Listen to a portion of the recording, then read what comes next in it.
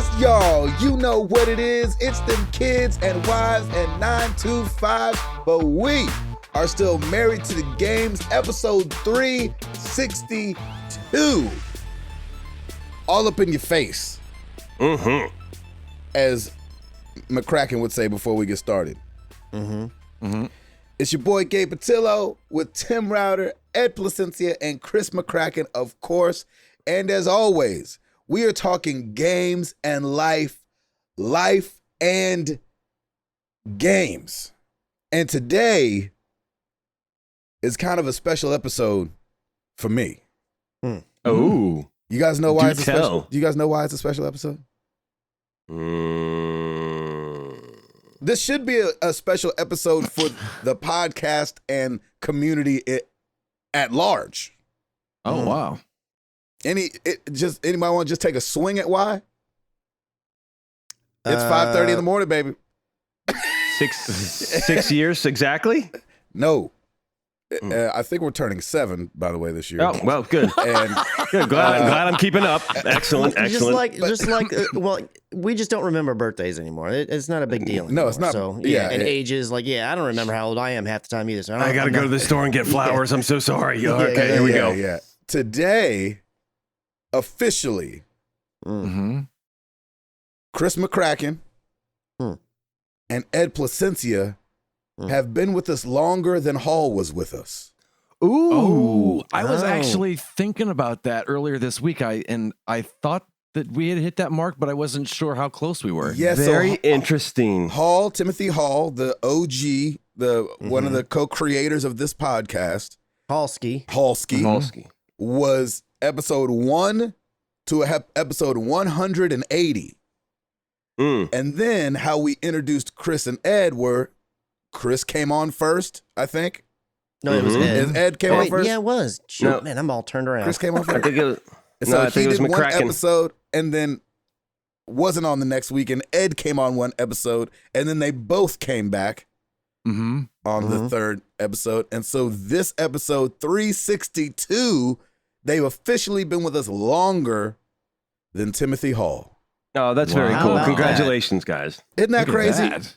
That is crazy. So I It gotta is. say, from me and Tim, you guys, we couldn't have asked for more perfect guys Absolutely. to take Tim Hall's place and to continue on with Married to the Games as a podcast. And we just thank you guys so much for your dedication, your heart man. for this community, and for freaking being on this show with us for the last 181 episodes. That's awesome. Thank you, Yeah. guys. Thanks for having us. Yeah. Exactly. And I was already proud to be a part of the show, but now I feel even a little bit more pep in my step if I were You stepping. should. Oh, look at that. you should, man. Absolutely. I think it's awesome. The first step you take after we do this podcast, I just hope I'm gonna there's jump up. Yeah, I'm gonna jump up and do a heel click. Yeah. There you go. I just hope Perfect. there's so much pep in it. Yeah. Oh my God. Hopefully I don't kick the dog. There's gonna be so much pep. Sorry, Ellie, you don't deserve that. But it's my 181. That's right. Exactly. It is. So thank you That's guys. so great. Nice little stat, Gabe. Thank you for that. That's Yeah, that awesome, was Gabe. awesome. Yeah, man. And you Yeah. guys are now fired. Gabe and I are back to doing this show ourselves. Too soon. Yeah, right? Oh, Hashtag too jeez. soon.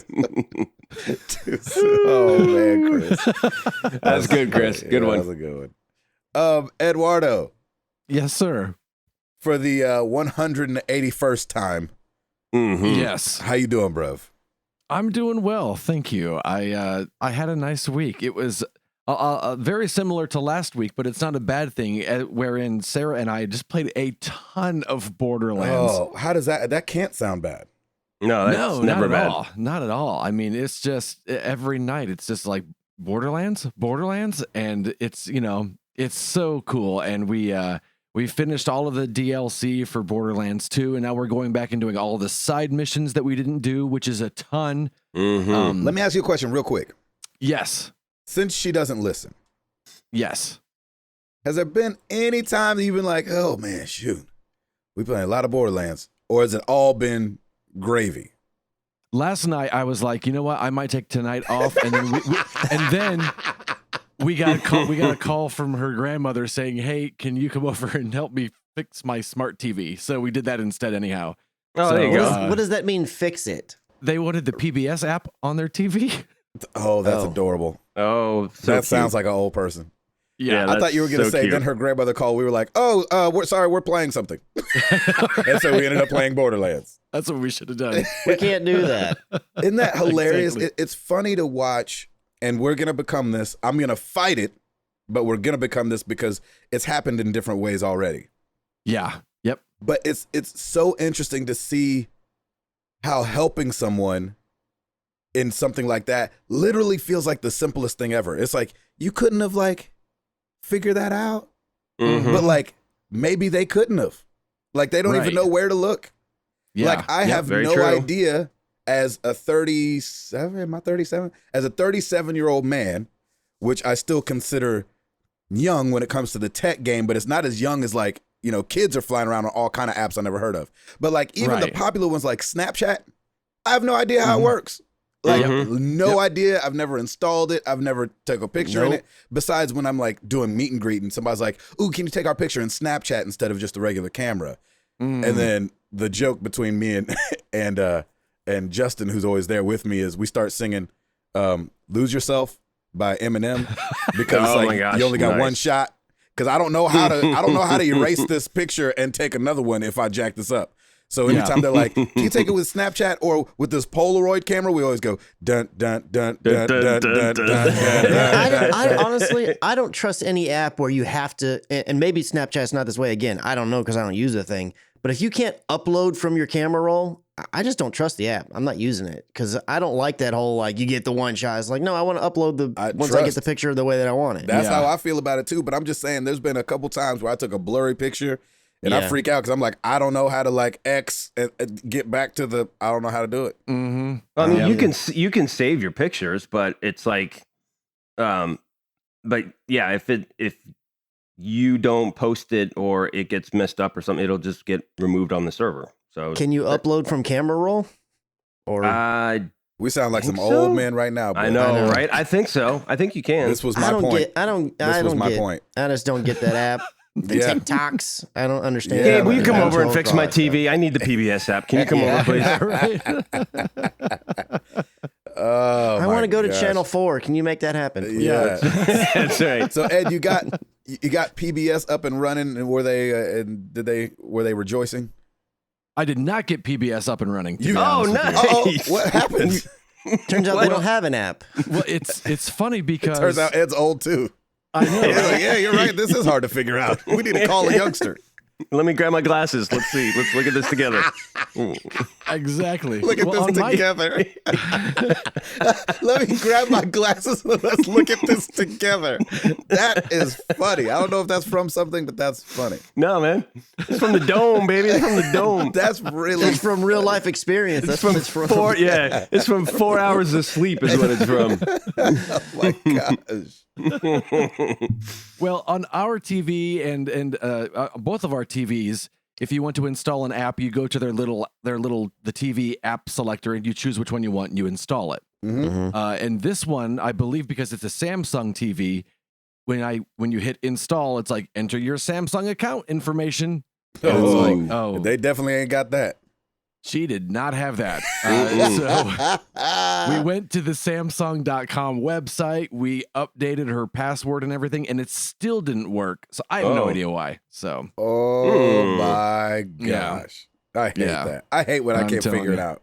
I know, right? There's So only been a few times my mom's called me over and been like, "Hey, I need you to XYZ," and I get there, make the 20-minute drive, and then you're just like, Usually you can, just get to talking to yourself. Yep. Mhm. Sometimes you gotta encourage yourself. Man, usually when you just double click, Right. And cut to, why is this not, I don't get, yeah. Lord Yep. of mercy. So that's what we did last night instead of playing Borderlands. And this weekend, the Tapmans came over and we played four-player co-op Borderlands. Oh my gosh. And Wow. started the first one from the beginning. Oh my So- gosh. I don't even Last have night was Why, insane. why the first one? Just because we wanted to go through both of them. It's like, let's Oh, start okay. from the beginning and go all the way through. all of them except for the prequel. And so, yeah, it's been a kind of like a Borderlands-y type week, and it's been fun. It's been a good time, and just they Borderlands will tweet out a code that you can enter and get what's called a golden key, and you can use that key to get really good loot. That lasts for one level. That lasts, yeah, exactly. That you can keep for as long as you want. And so, because Sarah and I hadn't played for so long, when Sarah and I started, we had like 250 of these golden keys. Oh, wow. And I'm telling you, our guns are amazing right now. We haven't changed them in forever. That's awesome. And so when I said, "Oh, let's start from the beginning," Sarah was like, "Oh, but my gun. I don't want to have to run around with these guys and they're like 2-power guns." Oh, that's hilarious. So we're all starting from scratch with these really weak guns, and it's taken Sarah a bit to get used to not being severely Gotta go back OP. to that pistol all of a sudden. Exactly. Not being Rambo. Right. That's funny. That's been fun. This week is the first time I got to try and fell in love with 222 in the Overwatch competitive mode. Ooh. And after playing it just for the first hour, I was like, I actually might play competitive more. I love this 222 setup. Yes. And doggone it, if Gabe and I weren't up to like 3:30 in the morning playing. Oh, man. If we That's weren't awesome. up till 3:30. You know you're up late when I was like, I got one more in me, and Ed's like, I think I have to go to bed. I was like, oh, what? I was like, shoot, what time is He's it? tapped? He tapped out? Wow. I think, Ed's a man of the people, and so I think we ended up tapping out at the same time, but it was at the same time. When you tap it out at the same time as Ed, it's late. That's right. That's really funny. That's right. And yeah, so Gabe, did you do all your placements that night, Gabe? Yes. So, which is 15 games by itself. Yes. And then we kind of got to where I don't know if we've described placements well, but like, how does competitive work anyway? Because I've never touched it. It basically it's a regular game, except it does a really good job at matching you with people of the same skill as you. A very good job. Nice. And then what it does is it takes how you performed in that game and it gives you a rating. And the placement games, it's kind of like the first 5 games. It's kind of like you play 5 games. It kind of gets an idea. And then after 5, then you get your rating. And then after every game you play after that, your rating goes up or down. Mm-hmm. Okay. So when people say, "What's your SR?" basically they want to know what's your rating because they have a good one. Yeah, what you about to bring to the table. I know, right? Exactly. But man, I was very hesitant in the beginning. Like, man, they're gonna force you to 2 healers, 2 damage, 2 tank. I love it. I feel like I've got a lot more control over. It's much easier to counter people, which seems weird. It seems like it would be limiting. But it's been a lot of fun. I really, really enjoyed it. That's awesome. Yeah, I'm flabbergasted still just how much fun I had playing competitive. I've never had that much fun playing it before. Do you think it's the new mode or that it's competitive? I think he's played competitive, plenty of times before. Yeah. So, yeah, it's definitely the 222 that makes a difference. So, do you think you'll stay in competitive once that comes to quick play, or you'll just do it in quick play?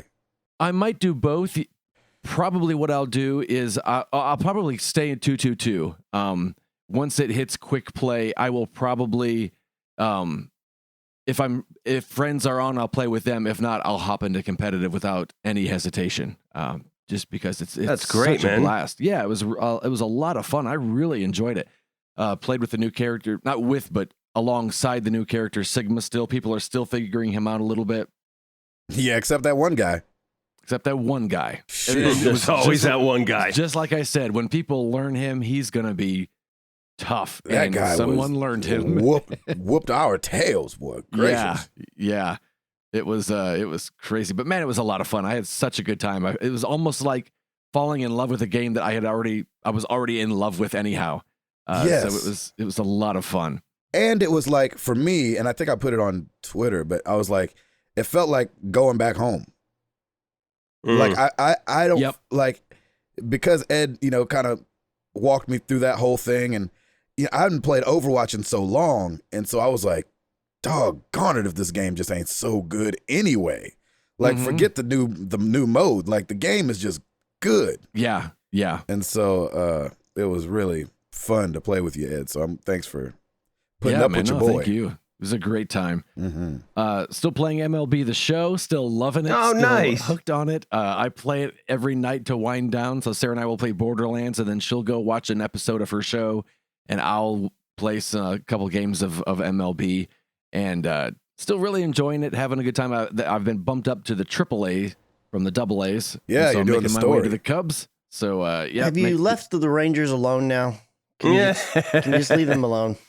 Yes, I have, just because we're not in the majors yet. But when I get to the majors, Cabrera better watch out. That's all I'm saying. Yeah. Ding. And then, right right in the side of the head. right beside the head. You're not a pitcher, though, right? So, you know. No, I'm a second baseman now. So you have to Frankie, hit him in a different way. Yes. Well, and Frankie in the community said, hey, when you're trying to throw them out at first, can you throw the ball at them instead? And I was like, well, let's find out. And you cannot. If you try to, it just is a really bad throw to the first baseman, and the manager yells at you afterwards. But it was a good time. And then I tried a new game called Erica. I can't believe you did it. It's awesome. Oh, wow. Well, there was an announcement at Gamescom about this new FMV full motion video mystery thriller game. And in the past, I've had a very fun, laughable mystery science theater, it's so bad it's fun type of experience with these games. And Bernabe and Lem both sent me messages saying, oh, play this game. You should try this game out. Oh, boy. So they owe me $5 each. It's Well, and here's well what's done. funny too, Ed. Somebody in your stream was saying that they didn't even know FMV games existed. And I'm from the old school, and so in the 90s, FMV was kind of all the rage. Like it had like I don't know if it's its heyday, but that's when it feels like it started, and a bunch of games came out that were FMV. Or had a lot of FMV elements, going all the way back to like Sewer Shark and Double Night Trap, and all those games that were all FMV. I think there was one called like Star Wing Commander or something like that. And so they're never good.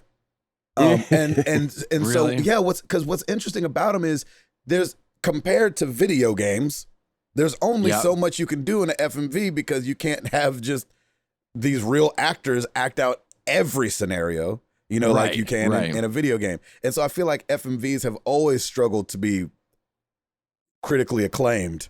Yes. You know what I'm saying? Yeah. Because whether it's the acting or just the lack of feeling like you're actually controlling anything more than just watching a movie and making some decisions along the way. There's no, was there even anything that was twitchy about it? Like, it felt like everything was just slow moving. I wasn't in the chat, but I kept it up in the background as I was editing a bunch of audio. And so it felt like nothing was like, oh, you got to do this real quick. You know what I mean? There are some times where you're given like a bunch of choices, kind of like a Telltale thing. The choices are in different places in the screen, and you have to choose one. And sometimes the timer they give you is not long at all. But that's really the closest it comes to having anything that was twitchy. Yep. When the game started up, it said it was from Sony and from London Studios, that's who made Blood and Truth, my favorite VR game ever. Yes. The best VR game of all time. Exactly. Yes. So I had high hopes going in, just because I stayed blind to it. I didn't watch a trailer. I just kind of went in knowing nothing. And so that made me think, okay, this might be a little bit better. The production value and the acting was really, really good. Yes. It looked really good. The controls, they want you to play on your phone. And you can control it with your phone. But they only have an app for iOS, not for Android. Stupid. So why would you do that? I don't know. It was so that makes no sense. really bizarre. So if you don't have an Android, you have to play on the touchpad on your PlayStation controller. And that's the only controller you use, is the touchpad. Yep. And it is glitchy as all get out. And not just, it's just really hard to control. They don't really explain to you all the time how to control it. I would have to click on things 3 or 4 times before it would register. Or if I would just kind of accidentally brush my thumb against it, it would think I chose something else. And so I wish they would have just let you control the cursor with the thumbsticks and choose with X or something. That would have been a lot better. I think it would have made my enjoyment of the game all the more. Maybe not, because the story it's like they said everyone, they went to a college class of screenwriting and said, everyone write a 3-minute scene about anything you want. And then they took all those scenes and said, here's the script, because I had no idea what was going on at any time. It was really weird. It was probably more like a Terrence Malick film than it was any kind of a linear narrative. It was really hard for me to follow. So here's what's weird about that, Ed. Sorry, Yeah. I keep cutting in on you, but you keep talking about things I want to discuss. But Erica, if you guys remember, was announced 2 years ago as a PlayLink game. Oh, that's right. Do you guys remember that? Yep. And so Yep. at first it was supposed to be a collective group effort when it came to selecting things and trying to figure out what we're going to do. And I wonder if that switch from that to being now a standard one person, like, I wonder if something got lost in translation there, because it was only 2 years ago that they were like, hey, Erica, an interactive thriller for, Sony's PlayLink. And then then there's like the PlayLink thing kind of went away, and they were like, I mean, it's a one player. What did we say before? We meant one player. Right. So I just wonder, in the touchpad, I wonder if that's why it's not used more. I wonder if it's not a great tool on the DS4. Yeah, that could be. Yeah, it was. I had high hopes when I first saw the when it started, and it looked really good and the acting seemed good. I had high hopes that this might not be that bad, but it wasn't that. It was usually it's a very laughable, cheesy bad, and this time the controls and the storyline, it just made it hard to get into. So that was Erica. Thanks for the recommendations, Lem and Bernabe. Following Erica and Warframe, Lem's batting 0 for 2 in his recommendations. boy. So stop it. Shoot. But yeah, it was a good week. We had a lot of fun, a lot of laughs anyhow, and good week. You got to just wait till Lim says that he doesn't like a game, and you'll be like, ooh, I might give that a try. Right. There's nothing to photograph in this game. Hey, there you go. That might be the one for me. Yeah, it's a place to There's the start. one. Yeah. Oh, Tim, Yes. what's going down with you that day? Man, I'm tired. Yeah, you sound Lot of- tired. Yeah. Yeah, there's a lot of work happening right now. So some late nights. Man, That's nice. it's been a Golly. Jeez. Again. Oh, man. You already had your weekend.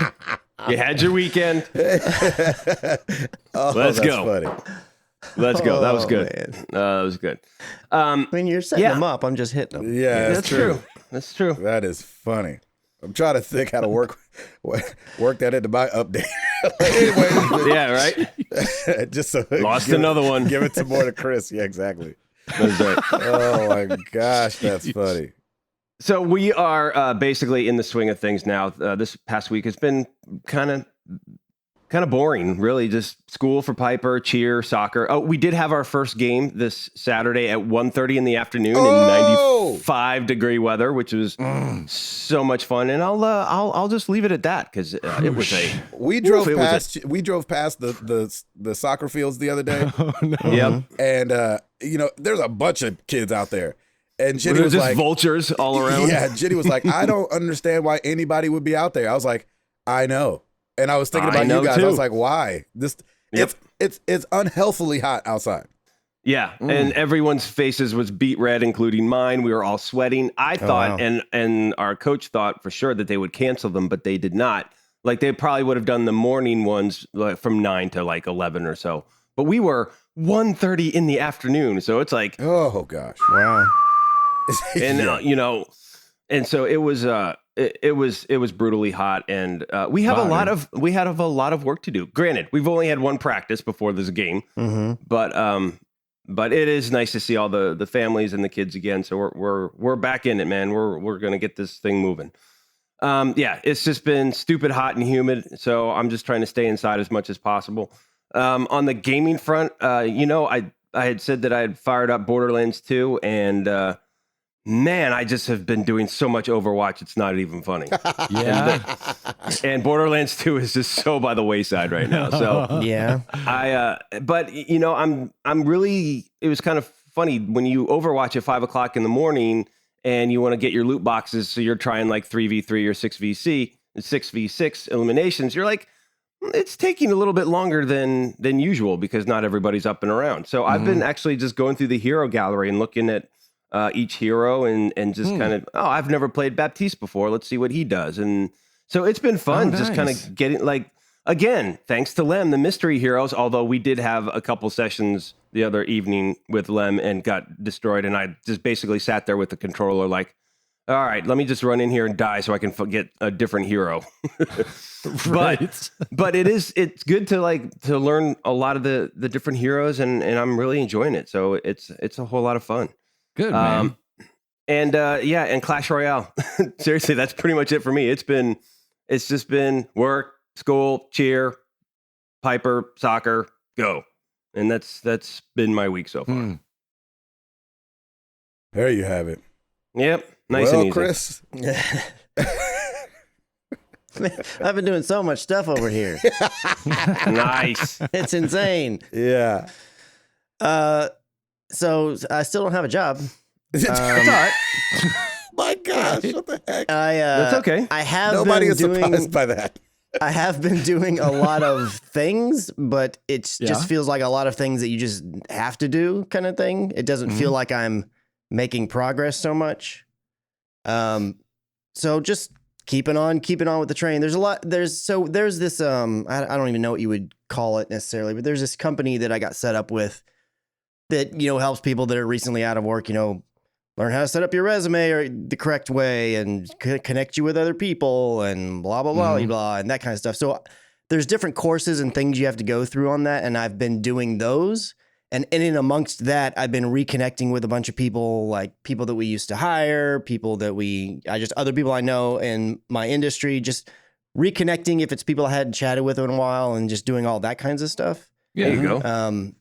So all this groundworky kind of things you need to go or start doing before you start really like going out and searching for things. I will say there's been a lot of people that have sent me a lot of great messages on several different platforms. Some people have DM'd me on some of them and gotten a little more specific on certain things. All the outreach has been great. I really appreciate everybody's kind words and thoughts and prayers and anything that you're sending along my way. Some other people have offered some slightly more specific help. I've not really had a ton of time to respond to everybody. So I plan to reach back out to everybody if I haven't reached out to you, especially if you've DM'd me on, whatever platform it is. I will be reaching back out. I appreciate all the kindness and the everything that's being sent my way.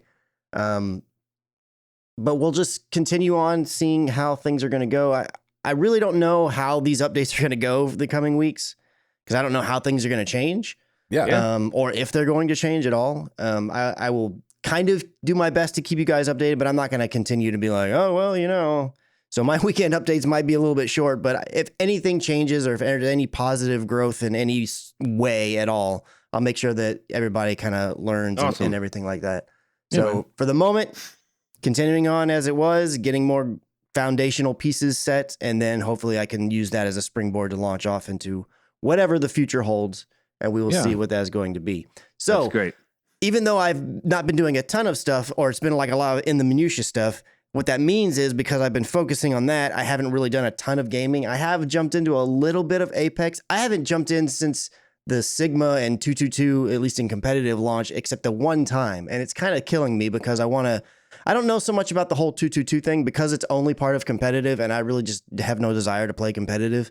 So I don't know that I'm really going to get to dabble with that too much. But I really want to jump back in and kind of see if people have started figuring out Sigma or see if I can figure out how to use Sigma. And I've just not really had the opportunity to do that. So hopefully that's going to be soon. When I have been playing games, it's been jumping into Apex mainly because I know that the solos thing is a limit, at least in theory right now, a limited time thing. And I wanted to get my head wrapped around solos and see make a decision about whether it's something that I like or I don't like.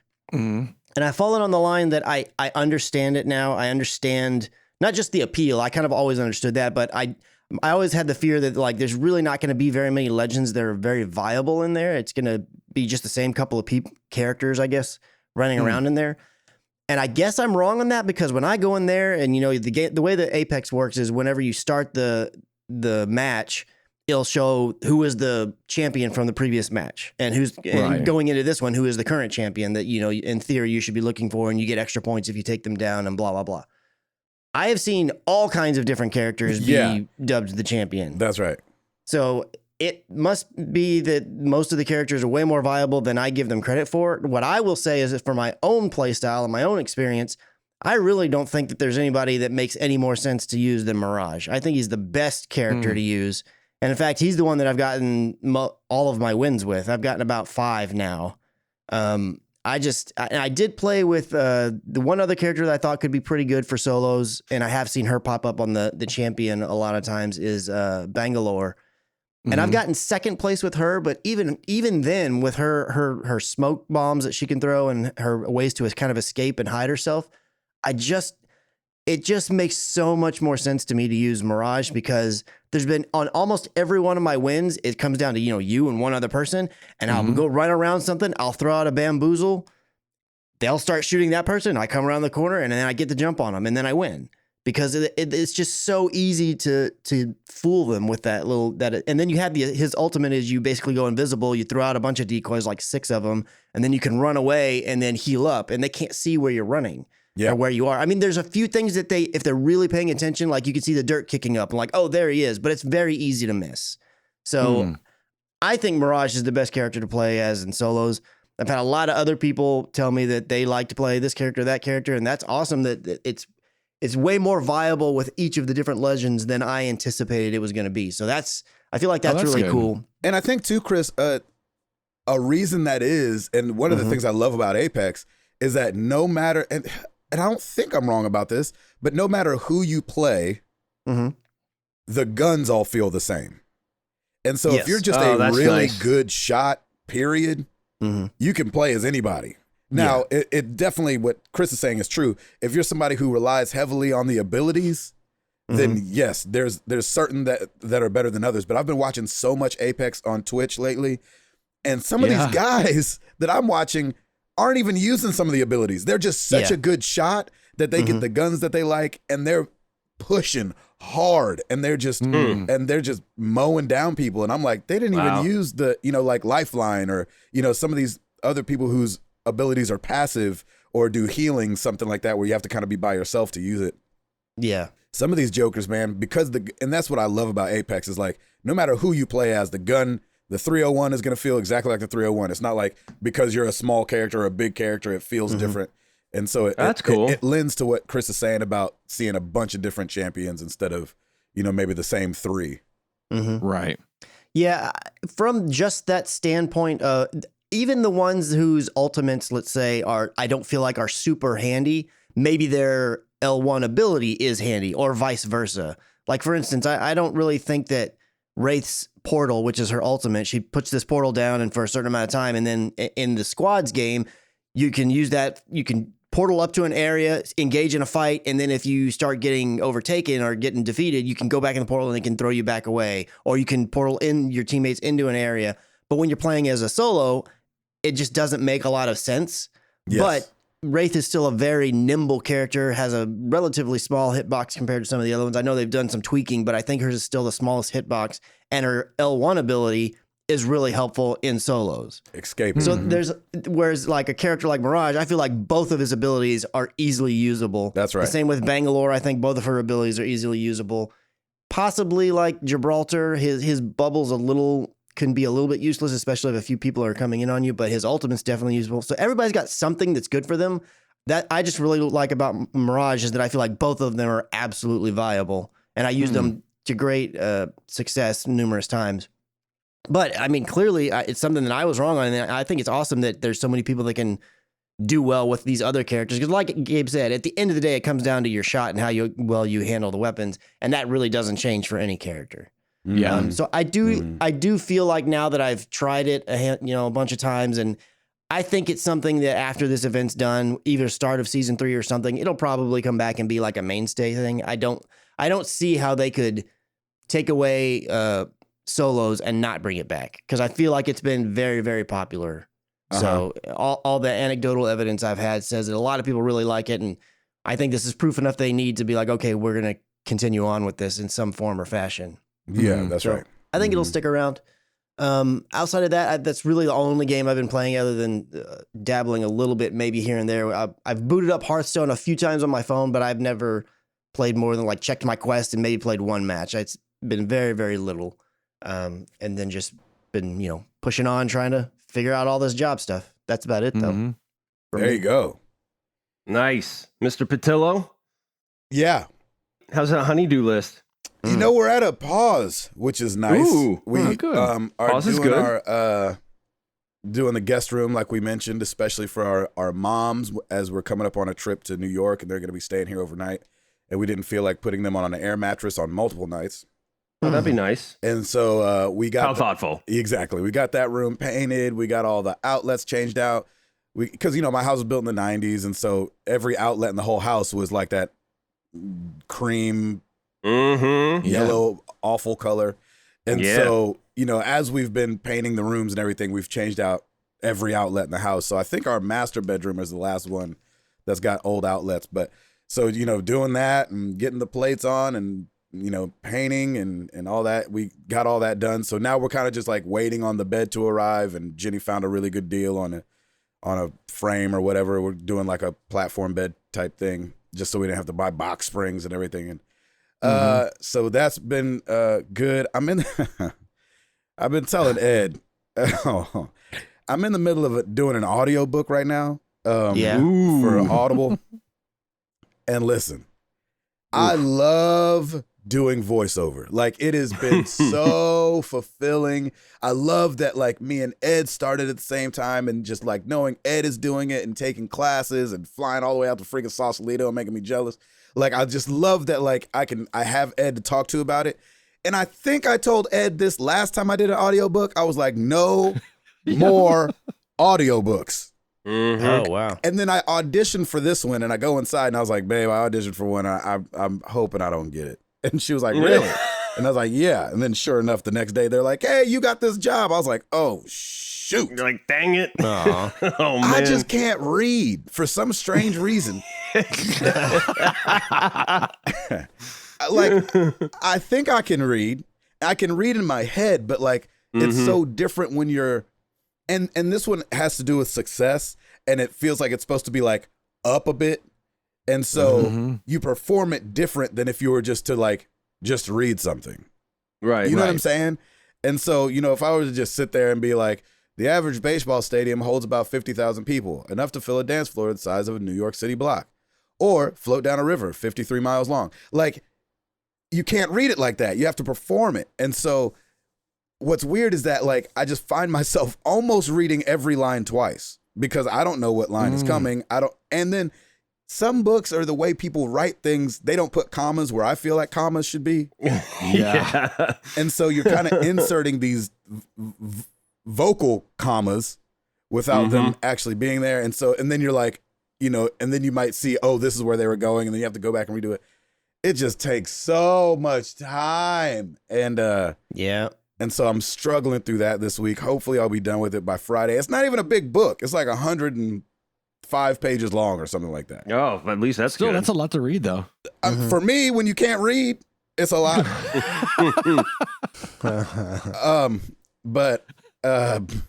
So that's been like a struggle every day. I'm about halfway through. I'm probably like 40-ish pages in, and so just trying to kind of take it slow. And at first they were like, hey, we need it by the 13th of October. And I was like, oh, no, 13th of September. I was like, sweet. And then they were like, oh, we need it by the end of this month. And I was like, dog. Oh, man. Oh, So- come on. Yeah.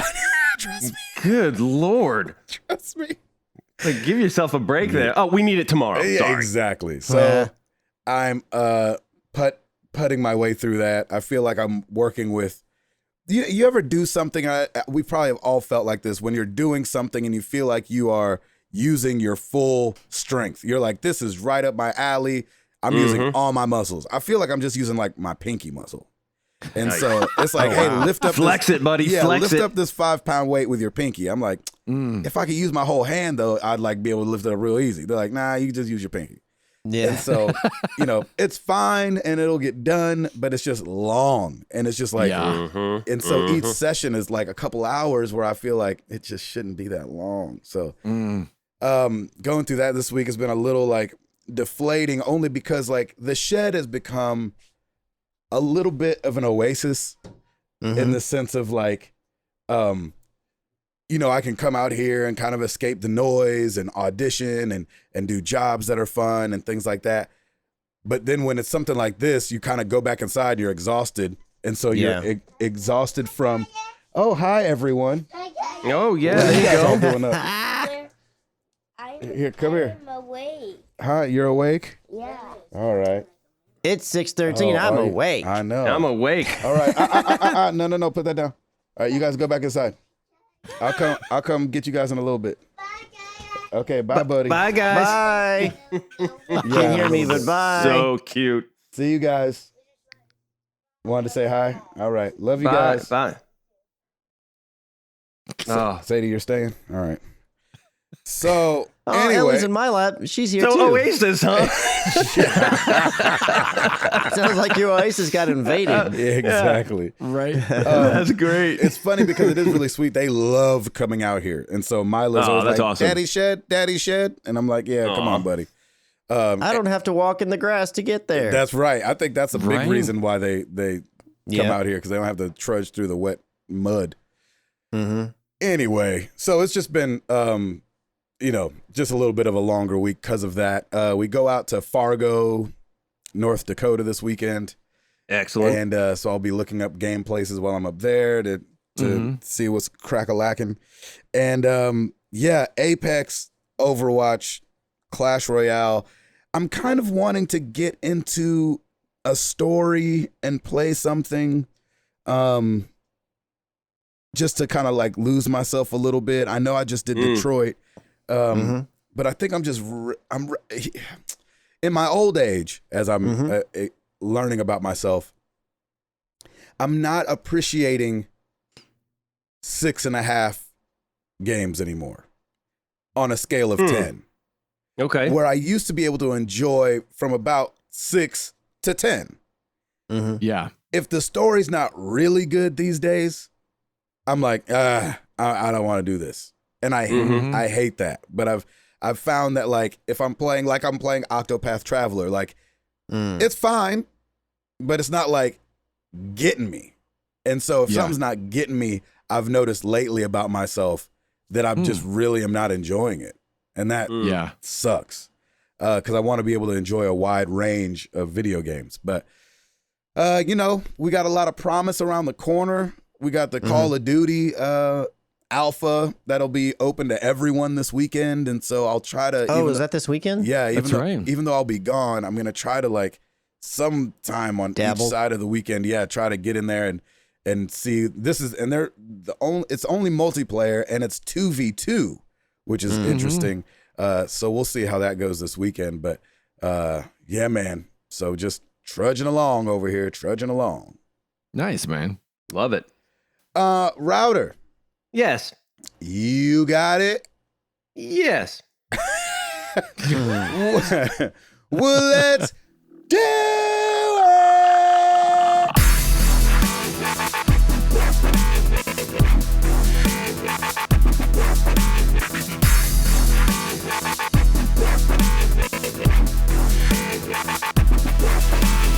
All right, we got some new releases for this week. We have Metro Exodus: The Two Kernels DLC for the PC, PS4, and Xbox One. We have RAD, or RAD, PC, PS4, Xbox One, and Switch. Remnant: From the Ashes for the PC, PS4, Xbox One. Life is Strange 2, Episode 4, Faith for the PC, PS4, and Xbox One. Oninaki for the PC, PS4, and Switch. Puyo Puyo for the Switch. And Space Harrier for the Switch. Yes. Ladies and gentlemen, we have NPD for July, Oh yeah. which is There you go. awesome. Consumers in the United States spent less on hardware in July, but releases pushed up the software sales. Nice. So we are at $762 million, which is slightly higher than a year ago. So that's nice. Yeah. Yeah. Top 10 games for July. Number 10, The Legend of Zelda, Breath of the Wild. Whoa. Creeping back up. Wow. Yeah, this is a weird one this week. It's interesting. Number 9, Mario Kart 8 Deluxe. Jeez. Number Wow, look at that. Number 8, Mortal Kombat 11. Mhm. Number 7, Super Smash Brothers Ultimate. Yeah. Number 6, Grand Theft Auto the 5th. Yeah. Number 5, I like that, Minecraft. the fifth. Yes. It makes it sound more regal than it actually is, I'm sure. Exactly. Number 5 is Minecraft. Really? Number 4, Marvel Ultimate Alliance 3, The Black Order. Yeah. Number 3, Super Mario Maker 2. Wow. The second. Super Mario Maker the second. Yeah. Number 2 is Fire Emblem 3 Houses. Wow. And number 1, of course, Madden NFL 20. This is there you go. this is the 20th consecutive year that a Madden NFL franchise has been the best-selling title of its release month. Madden NFL 20 immediately becomes the 8th best-selling game of 2019. Wow. And Madden football remains the best-selling sports property in U.S. history. Fire Emblem 3 Houses represents the largest launch of a Fire Emblem game in U.S. history, with launch month sales tripling those of the previous bestseller, which was Fire Emblem Echoes Shadows of Valencia. And here's the fun fact for you. 6 of the top 10 best-selling video games of July are Nintendo platform exclusives. Yep. Way to go, Nintendo, crushing it as they go. Yes. Unbelievable. So wait, when did Madden come out? It comes out in August. Or I thought it came out in August. So Me I guess too. it didn't. Because this is for July, correct? Well, this would be for July, so it had to have come out. I thought it came out on the 2nd. Now, here's the thing: they normally do come out in August, but this was pushed back a month to up a month, so it did come out in July. I do not remember the date though. If somebody wants to look it up, Weird. but that's insane. That, Unless they're talking about pre-orders. Yeah, because on Amazon it says August 2nd Yeah, on is the release date. yeah, on everything I'm seeing it was August 2nd. I didn't think it was July either, but like that must just be the But do pre-sales pre-orders of it? count towards sales? typically, I guess if they're Interesting. sales. Like you I just you wasn't sure if it pre-ordered wasn't counted until the sale actually went through. Because, with most, at least physical pre-orders, you could cancel at any time kind of thing. So I wasn't Yeah. sure. but like with your Death Stranding pre-order, did you already pay for it? Yeah, well, I did, but I didn't have to. Like, I think I did it at Best Buy, if I remember. You can only put down, so you much don't have to percentage. put it the but full at amount. the time when I did it, I was like, I got it out. I tend to pay off my pre-orders if I do one. Heck yeah. So, which, I'm glad that I did. Yes. 'Cause I did it back when I had money. I remember saying for new releases it was Madden NFL 20 because I'm like, wow, that seems super early. Yeah. It must have been like this like it had to 3 have been weeks a ago. pre-order thing, I guess. That is weird. Yeah, I don't know, but good on you. I Glitch mean, in that's, the Matrix. Yeah. Which they're Exactly. making a 4th of those. yeah. Were you saying that it's typical in July that Nintendo exclusives sell well, or just this month in particular it did really well with the exclusives? This month, 6 of the top 10 best-selling video I bet games a were big Nintendo. portion of that, I mean, not that Nintendo doesn't sell well, at various times anyways, but I bet a big part of that is because we also have the light switch now and the new switch that a bunch of people are probably just now jumping in. Is the light switch out? I thought it was. Is Oh it wow. not? I Was it don't out know. in July? No, the new switch was out. It was. Yeah, it wasn't out last month. Okay. The light switch wasn't Oh, out yeah, last month. now that I think about it, I guess I'm getting all confused because it's a month behind and I'm confusing myself. It Maybe was that's announced right. last month. Yeah, that's true. That's true. So I retract my statement. And then the new Switch came out this month. And Mm-hmm. so, and I think to the average person, they have no idea a new Switch came out Yeah. as far as the better battery life one. I think Nintendo will Yeah. obviously do the push on television when the light switch comes out in September.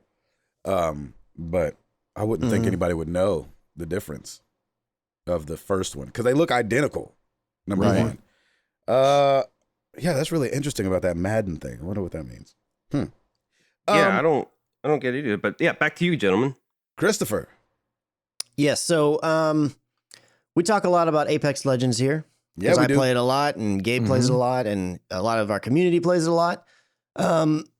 Apex did not have that great of a week last week, at least from a PR standpoint. Yeah. Oh boy. They sure didn't, and I'm so glad that we're talking about it because I'm so confused as to how things went so badly so quickly. Well, so here's one of the things I think I've said before on the show, but we were talking earlier about like, not understanding, Snapchat and all this and how we're old and everything. One of the other things that I've never quite taken to and fully understood is Reddit. But everybody these days uses Reddit, and almost every game, like their community and where their community communicates with the developers and back and forth happens on Reddit for a lot of games. Yep. One of those games is Apex Legends. That's where they tend to put their patch notes and comment with people that are asking questions after they do them and all that kinds of stuff. So they basically put out this event that's part of season 3, which is called the Iron Crown, and they have a bunch of cosmetics tied to it. And you can get special loot boxes that are only part of this event. And that's how you get and they have a lot of really cool stuff, plus a brand new heirloom, which is a really rare item to get.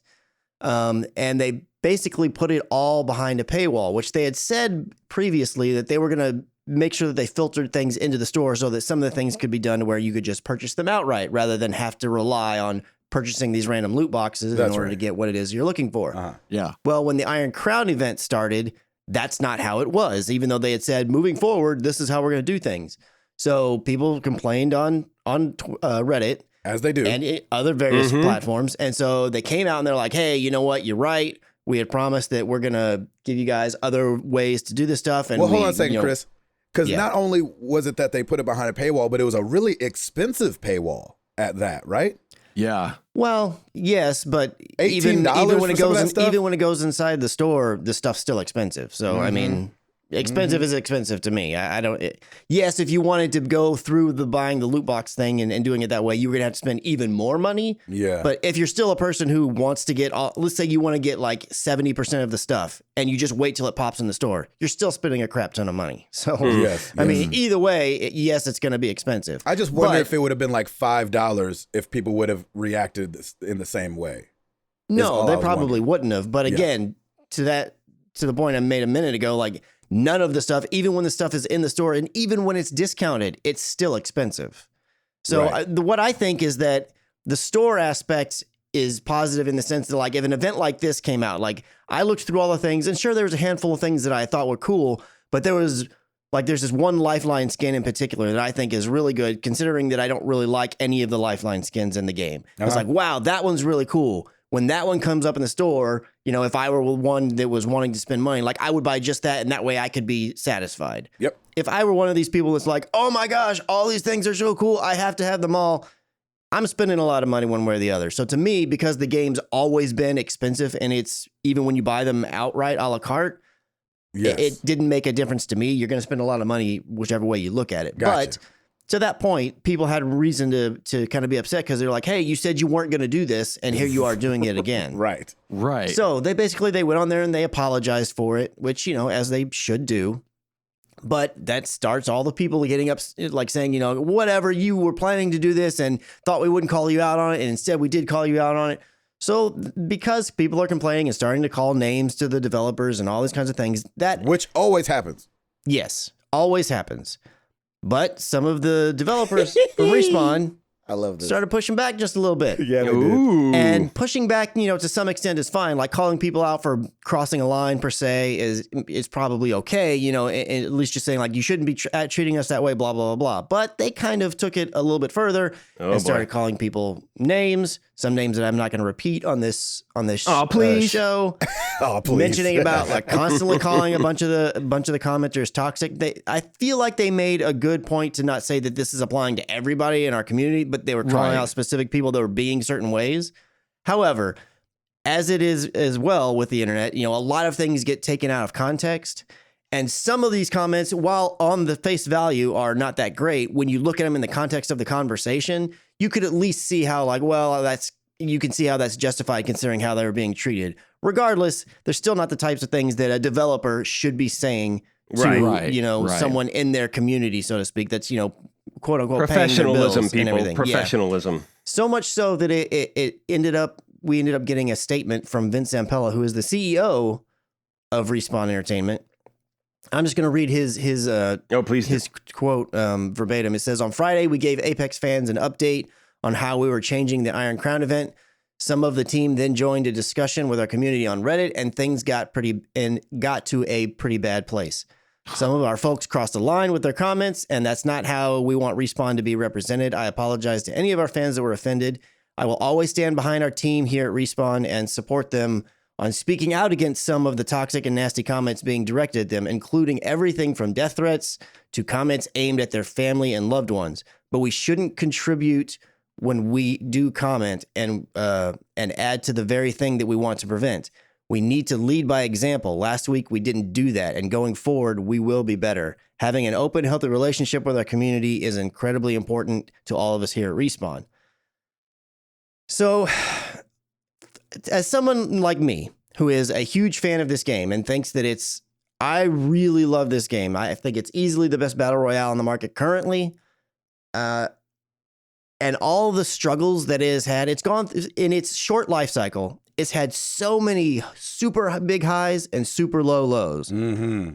And that I just want all this to go away. It's like now I do think most people that are not plugged into all this stuff super hypercritically like we are probably don't even know this stuff was happening on Reddit. Right. But for someone who really wants this game to thrive and continue to do well and continue to get better and continue to stick around because I really enjoy it, all this kind of stuff is just like, come on. It just beats me down because it's like you're ruining a really good thing here. In this day and age, like it's not small in terms of like its offense, but small, like one thing can just bring a game crashing down and end it, you know? And it's like, I don't know that this is going to do that. I feel like maybe they did a pretty good job at stemming the tide. And I think a lot of people really respect Vince Zampella, and he's got a really good reputation. So hopefully his words and everything get taken to heart, and he's able, I'm sure people at Respawn are like shaking in their boots right now because they're like, we ticked off Vince, you know, we really are screwing this up. But it's just like, man, I'm ready to see a nice long stint of just the positive talk about Apex, and rather than this week it's really great stuff about Apex, and then this week it's really bad stuff about Apex. It's like I just want Apex to be cool and be Apex. I feel like we are in a culture that is extremely unfair. And so, I didn't feel like, because I was reading this stuff during the week and I was trying to catch up with like why people were so upset. And then you kind of see the loot box stuff and you're like, okay, I get it. But like, you know, this game is free and, you know, they're trying to pay the bills somehow. And then I saw like where they kind of went back and forth with the name calling. And I was like, it just didn't, especially from Respawn's side, it didn't seem that bad. But maybe I'm just numb to how people talk to each other on the internet. It's definitely not that bad when you compare it to the things they're dealing with. Like they didn't stoop even nearly as bad as some of the other level. But again, like you mentioned before, that's what you expect from the community, just because on the internet people are going to be that way because they know they can and there's no repercussions. I know, but if you say I'm going to kill your family and I say you're a freeloader and then somebody apologizes for me calling you a freeloader, feels a little lopsided to me. Right. And so I feel like I was glad. Number one, I'd never want anybody to jump into the fray. If somebody's going to like accost me on the internet, it's best not to say anything, right? Right. We kind of saw it in sports this last week with the guy from the Browns, and he had said some other person shouldn't have been drafted. And then that guy was like, man, that guy can really throw the ball. I can't wait to watch him play. Talking about Baker Mayfield, you know, kind of like, you know, kind of killing him with kindness kind of thing, which kind of respond and then made Baker Mayfield go and do a longer response. And I think that's always the better way to handle it. But that's high like ground, asking everybody to take the high ground. And like, it's just so tough to do that. And so when somebody gets defensive, especially for this thing that they've been pouring their lifeblood into over the last couple, we don't even know how long they've been working on it. To me, it just didn't feel like that big a deal. And it's just like, it feels like it's Reddit. You know what I'm saying? Like, this is what happens over there. We know time and time again, this is what happens. And yes, maybe the devs shouldn't have come out and said something. But if somebody says something about Jenny, I'm going to get defensive. Of course. Right. You know what I'm saying? As you should. And I don't want her to then feel like she's got to come apologize for me. I'm a grown man. And so I understand that obviously, as being the CEO, Vince has got to say something. And I'm glad that he at least put in there, I'll always stand behind the team here at Respawn and support them on speaking out against some of the toxic and nasty comments. I think that's good to have in there because you got to have you want your CEO, you want your boss to have your back. And I understand that he's trying to just like, hey, like go back home. You go back home. You go back home. Whose ball is this? Whose ball is this? Okay, you take your ball. I really liked his statement. I think it was good. I feel like it was really sincere. Like that's exactly what a CEO needs to do. He needs to step up and he needs to be sincere and honest. And I felt that was great. And dude, you're absolutely right. It's Reddit, for crying out loud. This is exactly what happens on that I site. just don't like when somebody steps up to somebody, pushes them, then they get punched, and it's the guy who punched gets in trouble. Right. You're like, well, this guy pushed him in the chest and been talking about him for months. You know what I mean? So I just hate that where we are with how sensitive everybody is. It's like, hey, you're a punk, you're a jerk. Hey, whoa, jerk. And you're like, what the? He called me a punk. So I don't know. Right. Some of me is just like, let him handle it. But the fact that even a lot of the headlines were like, oh, they apologize because Respawn devs were toxic online to the fans. It's like, okay, well, no, wait. Yeah. Okay. Exactly. And most people are going to see that headline. They're not going to read the context and be like, well. Yeah, make up their own decision. Right. And like, even to your point, like a lot of the stuff is, now granted, the specific name calling and things that some of the devs did, it doesn't necessarily need the context. You can read the quote, but like the freeloaders comment in particular, when you read the context of that, it very much seems apparent to me that it was used in a joking manner, not in a legit. But when you just see an article that says like, when you just hear that term, which has a negative connotation on its own, and you don't see the context of it, you can't tell that it was a joke.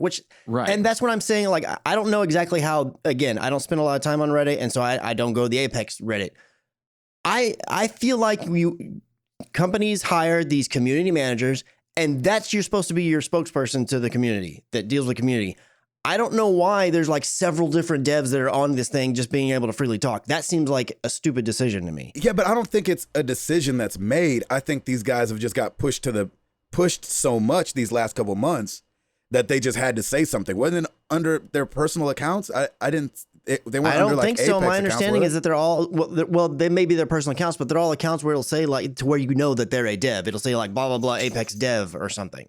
Yeah, like why would you do that and then be like, hey guys, by the way, I'm an Apex dev and you're a freeloading jerk face, blah blah blah. It's like that makes no sense. Like I understand why they would maybe want to push back, but it's like, go create a random free account or something that nobody can tie it to who you are, and then air out your dirty laundry. It's like, why would you, as a worker for this company, go and badmouth the people that are consuming your product in a way where I just don't understand. Like, again, I'm not saying they shouldn't be able to stand up for themselves and the desire to want to like push back and be able to defend yourself. I understand all that, but it's like, you really should, like, it's gonna take you being the bigger person, unfortunately. And when you're the one selling a product, you're always going to lose if you offend the base. So again, even though I don't think that they're wrong necessarily for defending themselves, it's always going to be a lose-lose situation for you if you engage that way. It just is. Yeah, I just always think that I never know if it's disturbing the base or disturbing those three people. Right. Like, if the devs call somebody a name, I'm still signing on to Apex. Like, and I'm the base. I understand that, but these days, and especially in this genre, the battle royale genre, that has a lot of competition. You are very strongly dependent on the people who are rabid about your game, and a lot of times the people going to Reddit are the people that are rabid about your game. Yep. That's true. And you can't. That's a good point. You kill the people that really love your game. The casuals are going to move on. Casuals will flow with the wind. They just go wherever what piques their interest at this time. You can't. So if you're going to have a community where you're constantly engaging and chatting with and answering questions and all that kind of stuff, you have to assume that those are the people that are the hardcore about your game. And in a game like this, the hardcore should be the number one, and then you work on the casuals outside from that because they're the ones sticking with your game. And it's, again, I agree. Reddit should not be that way, and the internet in general should not be that way towards these developers. It's crazy how people treat developers. It really is. But at the same time, they can't engage back in the exact same way. Any developer, you can't do. It's just you're going to always create this worse situation for yourself if you do that.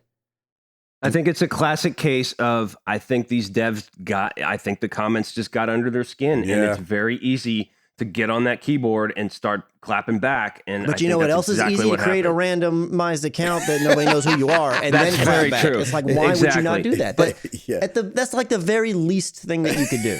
It's true. Hey, why don't you be anonymous like the rest of them, and then say your piece? I got no problem with airing dirty laundry. Just do it in a way where it doesn't identify who you are, and then Vince Zampella just called me a jerk face. You know, you can't have that. Yep. Right. That's crazy. But I agree. I don't care what happens on Reddit. I'm still logging in Apex tomorrow or today. I mean, they'd have to do something so egregious, but I'm not that kind of guy anyway. Like, it's not like Walmart got their shoes made in some factory in some third world country. I'm like, oh, for real? Can I get some paper towels? Like, I'm just not the guy that's gonna be like, I'm never going to Walmart again. And I think the majority of people that do that boycott. Yeah, don't live up to their boycott anyway. Yeah, I'm with you. I've never really done that either. So yeah, we went out to eat this weekend, and the people we are with made fun of Sarah because she used a straw, and they're like, "You're not supposed to use straws in your to-go cups, don't you know?" And I said, exactly. "You all got lids." Right, exactly. It doesn't make Bingo. any sense. It's just because we like to pick on straws all of a sudden. And by the way, when I was in LA, everybody gave paper straws, and paper straws suck. Paper and water don't go together. If you don't drink that thing real fast, then don't try to even worry about a refill. It's paper. It's awful. It's awful. It's un-American. There's a reason why when you spill water on your book, you get mad. Yeah, that's right. You're wishing it was made out of plastic at that point. You're like, dang, where can I buy a plastic book at? All this water I keep spilling. One of the biggest weeks in gaming is going on right now. Gamescom is on and popping over in Cologne, Germany. I'm sorry, what was it? Don't worry about it. You'll hear it back on the podcast. Okay. I thought she's like burped for a second. I was like, what happened? You all right? There's Gabe reading again. Yep. Exactly. How's that comma? Exactly right. There's a comma in that, right? And I've got to say, and I'm probably going to say this on Twitter like a couple weeks from now, I really, and we've talked about it, I'm not the only one. I think all four of us really appreciate Jeff Keighley. Yeah. Mm-hmm. That Joker is a beast. And so they did opening night live, which I think is the first time they've done that at a Gamescom. You know, it was kind of like a mini press conference that covered, you know, a bunch of different games and showing what was on the floor and all that. And he teamed up with IGN and they pulled off a thing, which I thought he's just so good. And I think that people underestimate how good you have to be the guy that's got the team as well as being the face. We see it happen a lot, so I think we take it for granted, but standing on stage and delivering something takes a special talent, and then pulling off an event takes a certain talent. Yeah. And he does both. And so have you guys had anything that piqued your interest that has come out of Gamescom? I know obviously Erica was something they talked about. They brought the little girl out, or the lady out that plays the main character. So I say girl because she's so little. Like when she's standing on stage, she's like at Jeff and them's elbow is what it feels like, or at their shoulder. But wait, have you guys seen anything that piqued your interest at all, Ed? You know, for the most part, there hasn't been a ton that jumped out at me, but I don't think I remembered that Blair Witch was going to be on Game Pass. Yeah. And I am so excited about that. I'm excited to watch you play it. Isn't that game a Microsoft exclusive? I didn't realize it was. Yeah, when they announced it was going to be on Game Pass at the end of this month. Oh, yeah. So excited for that. Gonna be Game good. Pass, boy, is every Xbox game that comes out, like even the ones I'm not going to play, I'm excited that are coming. Yeah. Because I'm like, oh yeah, Game Pass. Mm-hmm. Chris, has anything jumped out to you? Well, we'll get to you last because we know what jumped out to you. I don't want to talk about it. Tim, have you? I've got to prep for that. Yeah, exactly. Tim, have you seen anything in this in the news that jumped out? Anything? Didn't even know it was happening this week. Oh my gosh. Had no clue. I'll be honest, I didn't either. Oh, my really? gosh, part two. Until I started seeing my Twitter stream just like blow up, and I'm like, why is the Game Awards streaming on Twitch right now? Like, oh, Had no okay. clue. Yeah, I had no Not idea. a lick. I knew it was coming, but I didn't realize it was when it was happening. So when the year that we went to E3, they estimated that 72,000 people were making their way through through the convention center there in LA. We felt like, woo, this is a lot of people and all that. The lines were long. They estimate that at Gamescom this year, they're going to house 500,000 people. Whoa. Last year was Yeah. 300 something thousand. I think 375 or something like that. Whoa. That's an insane amount of people.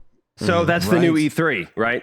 It's official. That's, Well, no, but I mean, they've had. Granted, I think this is the biggest crowd they've ever had, but it's always Gamescom has always been open to the public, so it's always been like Yeah, it's always hundreds of ginormous. thousands or so people. Yes. So, not to say that it's not still getting even bigger, and that still is a crazy number of people, but it's 500,000 always is been a bigger bunch. than E3 in terms of attendance. It's That's always right. been. That's insane. That's right. Because, for E3's always been industry only, quote unquote. And so, so Gamescom is going on. It's always a week. So, with PSX now in the mix, E3, obviously, Paris Games Week really stepped it up. I forget if it was last year or the year before. And then the only one I don't really ever usually pay attention to that's kind of note is the Tokyo Game Show. I don't usually ever watch that one, but excited for just Gamescom. I've been trying to like YouTube videos of people doing off-screen things for Final Fantasy VII just to see if I can find anything, just because I want to see what people are thinking about it. Yep. And stuff like that. One of the things that jumped out to me, there was a game called Disintegration Yeah. that looked really, really cool. That's the one from the guy that from Halo. Yes. Yeah. And you can tell. Yeah. Like right when it really? starts up, you're like, is this Halo? Oh, no. Oh, no, it's Destiny. Nice. Oh, Is no, it it's neither. a Microsoft game, or is he like an independent person now and he's making a independent multiplayer? now. Independent. It's called Private Division, I think is the name of their thing. And it's Private Division and somebody else. Shoot. I don't remember. What's the name of the game? Disintegration? Is that what it is, Ed? I think so. Disintegration. Disintegration. I can't read, so Okay. yeah, take it for it. It's all right. But it definitely has very much the Bungie feels. Yeah, it does. I'm like, Oh, yeah. you're still going to use Master Chief just with laser eyes? All right, cool. Yeah, that's how I felt like. I was like, oh, that's a Guardian from Destiny. Oh, nope, it's not. Never mind. I'm like, that thing looks just like a racer, the thing he's riding on. Anyway, it's kind of like this. I couldn't figure it out because the way he explained it was you play one main character, but then when they showed the gameplay, it feels like you're running around with a team. So, still a lot of questions out there, but that looked really, really cool. There were some things that kind of came back that people were really excited about. Little Nightmares 2. Right. Oh yeah, I did see that. I heard about it. Comanche, which was last seen in 2001, is coming back from THQ Nordic. And then, and so I was just, I love that style of press conference where it's just like game, Yeah. interview, game, interview, game, interview. And they did some first looks at things and stuff like that. And then Christopher. Yeah, so the only thing that I did see, and it's just because I Googled the clip, was there was a small little gameplay demo of Death Stranding Ooh. that Small really did is- not give us any other information. Well, maybe in that clip, but he showed like 3 or 4 clips that really explain like the baby and Right. explain. Oh, did he? I didn't Yeah. like literally. I heard that I knew he was going to be there because he'd announced it before. He was up there for like 10 minutes. I like 10, googled 15 just minutes like talking what's about the Death Stranding stuff, and it gave the clip of when it was the gameplay, and that's all that I saw. So Well, I you thought can't that was Google it. that. What's the Death Stranding? Oh, Chris, I wish you would have seen it. It's like Kojima comes out, obviously with an interpreter, and spends a good little time out there explaining certain things. They do break down gameplay and the fact that just to get a look at it, but then they do show some quick clips from the game where it's just the talking between Sam and another character. And so they explain like the they call it BBs, right? Ed, did you pick up on that? They're not called babies. Yeah. I couldn't tell The if that was babies, just they're called bridge babies, so I'm sure at times they call them BBs for short. Right. Oh, okay, bridge babies. Okay, yeah. So they're calling them BBs for the majority of the time that Kojima's up there, and so they show the first thing where you first get that first one that Sam's got, and it really explains why you have it, how it's in, why it's in the thing, and all that stuff, and kind of back and forth between this world and the other world, and then they show one girl who has a baby that like was born on the other side, so she's kind of like holding an invisible thing, and it was really weird and really Kojima, Right. and the stuff like that. So you're definitely like, this is definitely strange, and I'm trying to parse myself down to so we could guess at what this is, or we could take it for face value, right? Right. Face value says you're Sam and you're a delivery guy, Yeah. and I think that that's the basis. But because it's Kojima, there's all this other stuff that you're like, yeah, but what is this? What is that? And so he kind of broke down the wall. I felt like, Ed, tell me if I'm right, between like the two sides, at least. You got a better look at that. Did you feel like that? Yeah, I think I mean all I remember, not all I remember, but the thing that stood out to me is the most kind of like when Red Dead came out and people were like, "Oh, there's this detail about the horse that they even did." It's like, why are you focusing on that? And with this, it's like, hey, you can pee. It's Yeah, like, yeah. What? It's because he said it. It's because he said there was like a urination. What do you call it? I don't remember exactly what he called it, but like a urinate mechanic. Yeah. And you're like, Nice. okay, Great. why even say that? That's now going to be the headline. That part in particular, like that's a Kojima thing. Like That's that, every super one of his Kojima. games, not every one of his games, but a lot of his games, they'll come out with a mechanic that just, it's a thing that can happen in the game that you're just like, oh, that's like Kojima being silly, and that's a weird, silly. Like when I saw that, I was like, of course that's in the game. That makes that made total sense to me. That's And the funny. main point, again, because when I Googled it, all that kept coming up were clips of the gameplay demo. So I thought that's really all that you ever saw from the game part. So that's the only thing I had seen up until this point. But when I saw that, it was very obvious to me that outside of just showing that one little mechanic, so to speak, that the main part of the gameplay reveal was just to show that, oh, Jeff Keighley's got a cameo to some extent in the game. That's really all that I took it as. And look, Yes. as the person, look, I'm going to play the game. I already have it pre-ordered, but I don't know what this game is. I have no idea what to expect. I'm not expecting, nor have I expected for a long time, it to be some semblance of a Metal Gear-ish. I don't expect that at all. I really don't know what this game is, what it's going to be, what exactly you're doing, what the point of the game is. I have no clue at this point. Are you wanting to have no clue? No, I mean, I'd rather know. In fact, just this morning, Kojima made a tweet and he said there's one exclusive trailer for Death Stranding called Briefing, showing at the Sony PlayStation booth. It explains what Sam, in quotes, the player, will be doing in the game, and I think you'll understand more concrete purpose of the game. I want to see this because I don't know what it is. Now, again, that doesn't quell to any real extent my excitement, but at the same time, like I don't go into this game with any kind of notion in my head or that like, oh, I'm going to love this game to death. I may end up hating this game. I really have no idea. I'm just excited because it's from Kojima and I've liked the vast majority of the stuff in the past that he's made. I haven't played everything that he's made in the past, but since most of what he's made has been Metal Gear stuff, I've played most of that stuff. So I don't know. This game could be a total dud for me, but at this point it's like, man, it's around the corner and I see a lot of cool stuff like in these trailers and in some of these gameplay demos, but it's like, I still want to know, like, what am I doing? And I mean, it's clear now that there's to some extent, I'm going to be delivering packages, which is fine. But like, so is it really just like a survival game with some weird brief horror-ish kind of actiony stuff in between? Because if that's the case, like I'm not much of a survival game guy. Like that's not going to really do it for me. Yeah. But I have this sense that all we're seeing is all these little bitty things, and that when you get the actual game, that's when things are going to open up and you're going to see other cool stuff. Now, that's not to say you may have to go through a bunch of really slow survival-y stuff before it finally opens up to something. I could see that being the case. Yeah. But I have no idea what the game is, what I'm going to be doing. And I don't know if I'm going to like it or not like it. I really am not going to know, I guess, until it hits. Yep. Yeah. At So- this point, and when they started talking about kind of like the details, I tuned out intentionally because at this point I kind of want to find out on my own while I play the game. There you go. Because it's been such a mysterious lead up to it. I kind of not at this point I'm like, all right then. I want to remain in that fog of mystery and let it unfold. And I don't know. I have no idea what to expect. But at this point, I'm like, you know what? I want to keep it like that and find out what happens. Yeah. Like for me,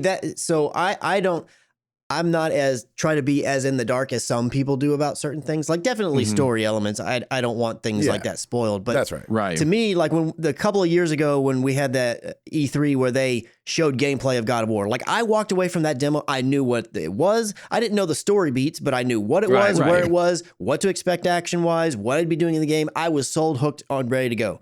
To this point, if this game did not have Kojima's name tied to it, I would not have pre-ordered this game.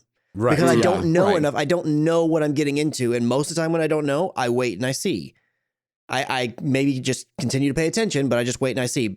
I literally have only bought this game because it's tied to Kojima, and I still don't really know what it is. And now, because that's a bit the way that he does things, he's always marketing things weird. He always like keeps a lot of stuff in the dark. He always throws these weird twists at you. I'm fine with that, but it's just like people keep asking me like, "What do you think of this?" And I'm like, "It's more stuff that I don't really get." And I don't know. I don't have any answers for you. I'm ready for the game to get here and find out what it is. And I would kill for like a gameplay demo that's, 3 minutes that shows me any given moment, you're probably going to be doing one of these 3 things. And that's what I want. I want to know, like, is action going to be like every 20 minutes? Oh, I get in a little bit of a fist fight with these guys and that's it. Like, I want more action than that. I don't just want a quote unquote walking simulator. That's fine to some respect. But if that's going to be 90% of the game is walking from point A to point B in solitude, that's not going to do it for me, I don't think. Right. So, that makes sense. I don't know. We'll just have to see. It's not going to do it for a lot of people. I got news for you. Yeah. The thing that I did think was cool, though, obviously Jeff being in the game is really dope, especially for Jeff. Yeah. Not voiced by Jeff, but just his face. No. He definitely mentioned His that. likeness makes a cameo. Yep. And Kojima said there's going to be a lot of cameos in there. And so I'm excited to see who all gets fit in there. And, I'm with you. Like, I want to do it just because the hype is real.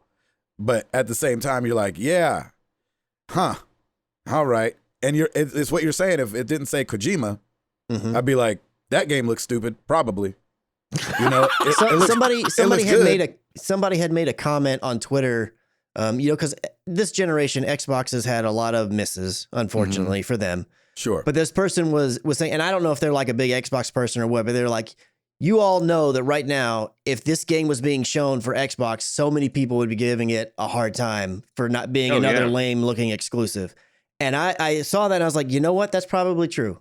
Yeah, probably if this didn't have Kojima tied to it, and if it was, I would be like, I don't understand. This game's not really showing me anything. I'm gonna wait and see. That's what I would say. Outside of the cinematic trailers have been amazing, but like that can only last for so long. I need to see what I'm actually going to be doing in the game. It's cool that you have a awesome, weird, quirky cinematic trailer, but I'm not buying the game for the cinematics. I'm buying it for the gameplay, and I don't know what that is exactly yet. That's right. So it'll definitely be very interesting. Yes. To see what happens with old Death Stranding. And I think it's interesting that he's done so much of the use the face but not the voice. Yeah. I think that's really interesting, but it also speaks to maybe a slight creative genius in the sense of he's like, I've got this face in my head. I have to have that face in the game, even if he doesn't get the voiceover for that. I always just took it as to that those people that he's getting are just too dang busy to sit there and record his astronomically large script that I'm sure he has for all these characters. Oh, sure. Jeff would have made the time to do the 7 lines. I agree with you. had. That's where that breaks down. Is I feel like Jeff would have been like, "Okay, boy, I got you. Let me do this." Yeah, I'll stop whatever I've got going on. Will that take you sure. out of it at all if it's a face you recognize with a completely different voice? I don't think it will for me. If it's completely different, but I don't think that. I think feel most like of the time you won't notice. Even if it's someone trying to sound like them, that would stand out to me as well, because he would be like, "That's not Will Smith," So it's like, where's that line of how different can the voice be? I think for me, it would be an issue if the main character that you're going to play as Sam is Norman Reedus. If the character you are all the time and constantly seeing had a different voice, I think that would bother me. But because it's Del Toro, what I forget his actual name. Benicio. Yeah, and that other director guy who I didn't even know who the heck he was. Guillermo del Toro. Just because they're people that I'm not super familiar with and really know their voice that well anyways, I don't think it's going to be a big deal. And because I'm assuming they have relatively small parts when compared to like Sam. Yeah, I think I'll be fine Del with Toro, it. not Benicio. Guillermo, that's right. Guillermo, yeah. Mhm. Yeah, And like when yeah. Jeff shows up, it wasn't until like the second time when his image in that trailer gets a little more clear that I realized, oh, that's Jeff Keighley. Haha, that's why they did this clip. But it didn't bother me that it wasn't his voice, really.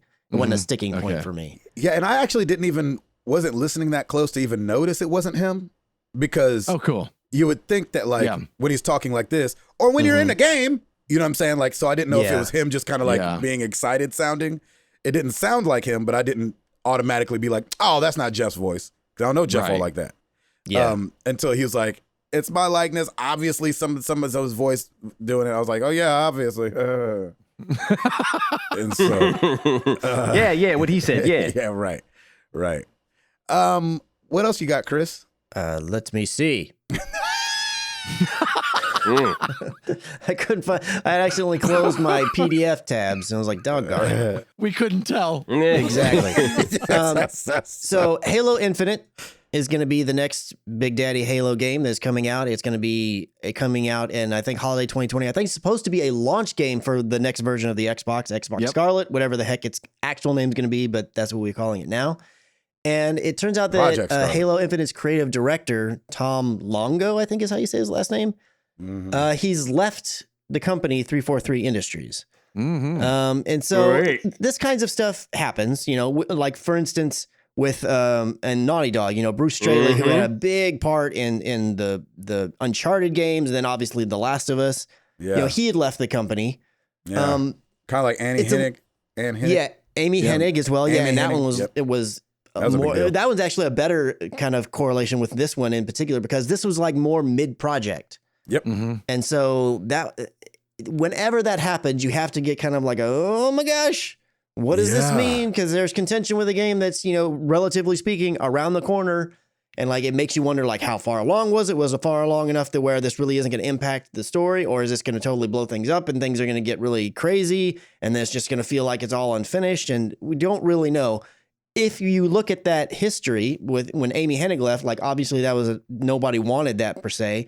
But the game still was able to come through, and I feel like Uncharted 4 was still a really great game. I really enjoyed it. So I think there's definitely hope for Halo Infinite. And this may mean nothing, but it's just kind of crazy how he was the creative director, and then his role was changed, and then the next week he leaves. So I don't know if this is something that was in the way, that was kind of like in the works that's happening, if it was something that was like a contentious situation. Of course, we probably aren't going to ever know that unless there's, you know, somebody comes out and speaks about it later on, but yeah, but you could kind of see the writing on the wall. Like, so if you're doing a job and then you're moved completely off the project, but get to stay with the company and then the guy quits, then you're like, okay, more happened than just he left. Like he was reassigned off the game. You know what I mean? And he was like, spent a week like that. I was like, why am I here then? I don't want to work on this other, I'm out. You know what I mean? Yeah. So I think that you can I agree. It does not look good, but that does. All I meant to say was that's not necessarily indicative that Halo Infinite is going to be a bad game.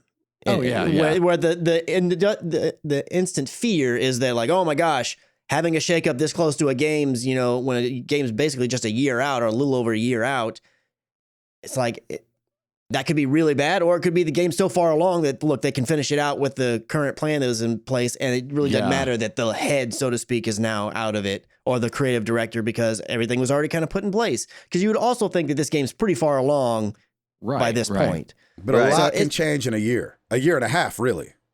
Yeah, a lot can change in a year. Yeah. But then again, a lot could just stay the course and already be planned out, and it's just like, oh, we're just finishing all the animations and making sure that all the bugs are squashed. The entire last year could be that. I don't know. I'm not a developer, but well, it's kind of like with the Amy thing, you know, as a writer, you know, the script was probably written already. Probably nothing more to write. You know what I mean? And so it's like you're saying, they might have taken the script and been like, thank you.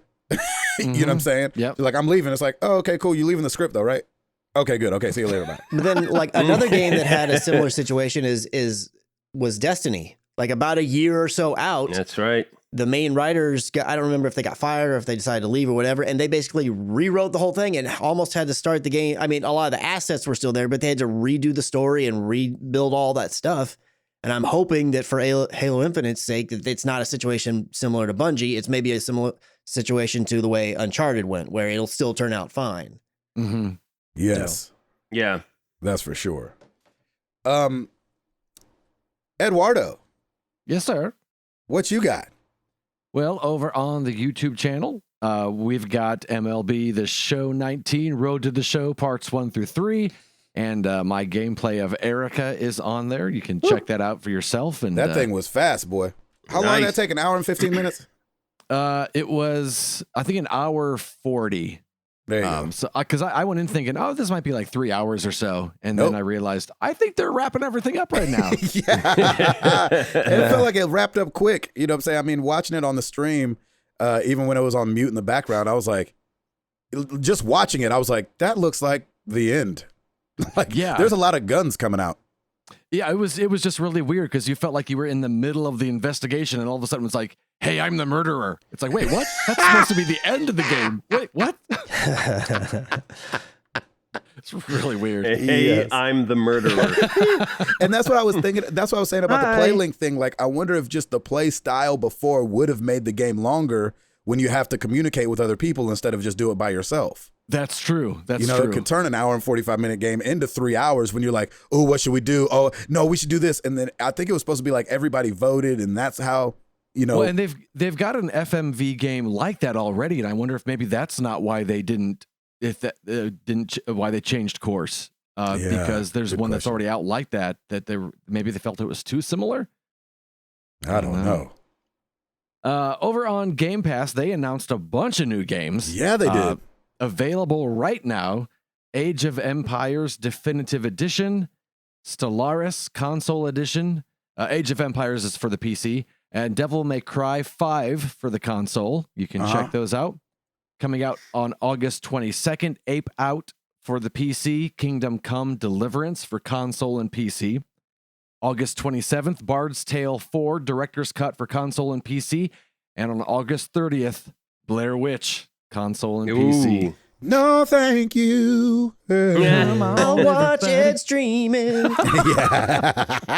Gabe's gonna pee his pants. Yeah, exactly.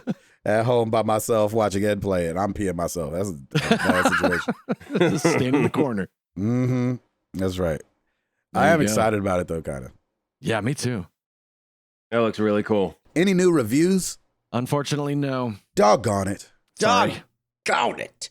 And nobody likes us this week. Aw. Just kidding. Wah, wah. Well, thanks, Ed. Yeah. Every week we ask you guys a question. Last week was no different. We asked, what did we ask? Oh, what's your perfect, what's your perfect gaming night look like? Is what we asked you. I looked at the Discord one first, and I have all this gobbledygook before the actual question.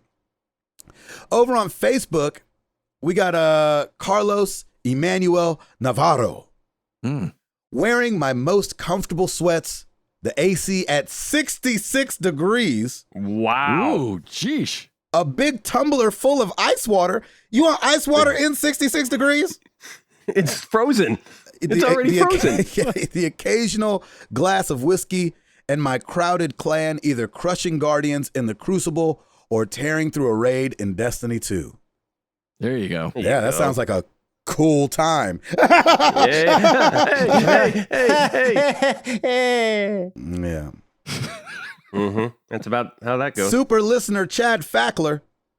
Probably the best night of gaming is when the wife and I get to sit down and play Jackbox with Ed, Sarah, the McCrackens, and family and friends during his 24-hour live stream for the kids. Extra Life. I think it took 3 days to recuperate from being up so late, but it was so much fun. That was a good time. That was fun. Greg Legowski. Always watching. Always watching. He says more than an hour of uninterrupted time, and we don't even have kids. Nice. Yeah, I hope your wife's not listening. Nick Huntress. We're going to get that right. Yeah. Nowadays, any night I actually get a game in is a perfect night. If I had to say my ideal night, it would have to be couch co-op with friends. Nothing beats playing a game you love and getting to share it with good company. There you go. I know, right? Seriously. Over on Twitter, we got Steven Siebold at something super type something. Empty at Subatai. Su Studio. Yeah. Subatai. Oh, I was like, do you not want to say it because Subatai. it's like names that Respawn was calling people? I didn't know how to pronounce it at first. Empty or sleeping house, gaming friends online and ready to go. Ample supply of Doritos and or tortilla chips plus salsa would be a bonus. Jeez. You know, I've noticed that lately, like when you're playing Apex, when do you eat? There's no time to eat, man. I'm tense the whole time. Ian Corey Drake at iDrake76, a group of friends, steaks on the grill, and some D&D or a large-scale board game. Ooh, that sounds nice. That does sound fun.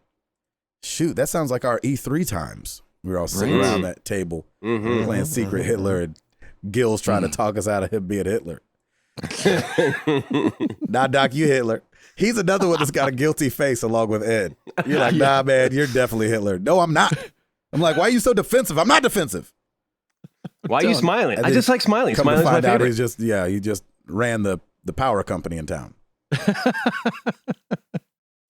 Fluxel, it used to be my wife and I plus a PS1 and 2 controllers playing the next Tetris. These days, it's my daughter and I and 4 friends playing Overwatch together online. For the record, the next Tetris was the best version of Tetris ever made. You hear, I think it's Ohio State is trying to trademark the at the front of their name. The Ohio State. I saw that. What? Ridiculous. I know. Nathan Dugas, one of 2 scenarios. One, the stupidest idea I've heard. Trademark Chris McCracken. yeah. Nice, Chris. Nice. Nathan Dugas, one of 2 scenarios. One, playing Destiny 2 with clanmates, laughing and doing co-op activities together while the kids and wife are in another room doing their own things. 2, playing any solo game while listening to podcast/YouTube videos in the background. Pair either of those with some strong black coffee or an energy drink, and I'm a happy man. Extra points if it's a cold winter night with the room lit by Christmas lights and the kids asleep in bed. Oh, I like that little ad of the Christmas lights. I know, right? The details. I love Yeah, that. really painted the picture. Good job, Nathan Dugas. Lucas Ham Sandwich, variety is the spice of life. So, an afternoon of Lego gaming with my kids, then a little bit of Angry Birds with my wife after the little ones go to bed, then after she goes to bed, some late night gaming with the community or some single player experience and story. There you go. I like that, working it all the way through there. Mm-hmm. I like that a lot. We thank you guys so much for all the questions or all the answers to our question. We appreciate it. Mm-hmm. You know where to find us. Facebook.com/married to the games, Twitter.com/MTTGcast. Of course, like Ed said, YouTube.com/married to the games. You can go to marriedtothegames.com where we have all the podcast episodes and you can count them up and make sure that I got it right about Chris and Ed. It's a good stat there, man. Got Nice. some stuff wrong in the past. On Patreon, if you want to support the show, patreon.com/MTTG, and on Extra Life, extra-life.org/team/MTTG. Come get your fundraise on. Mm-hmm. And Eduardo. Rate us on iTunes and leave a comment. And Gabe will try to pretend like Amara didn't just walk in behind him. Exactly. Yeah, thank you. She's like, Well what's done. taking your podcast so long? I'm like, get back in the house. Oh, Sadie, you're staying here? Okay. Yeah. Do you want breakfast? Oh, shoot. Well, let's get into some questions.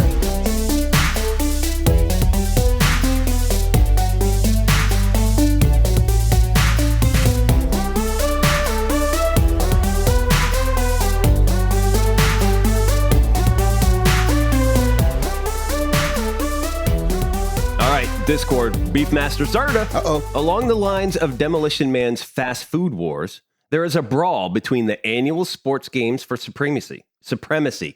What game is the first to die and who survives?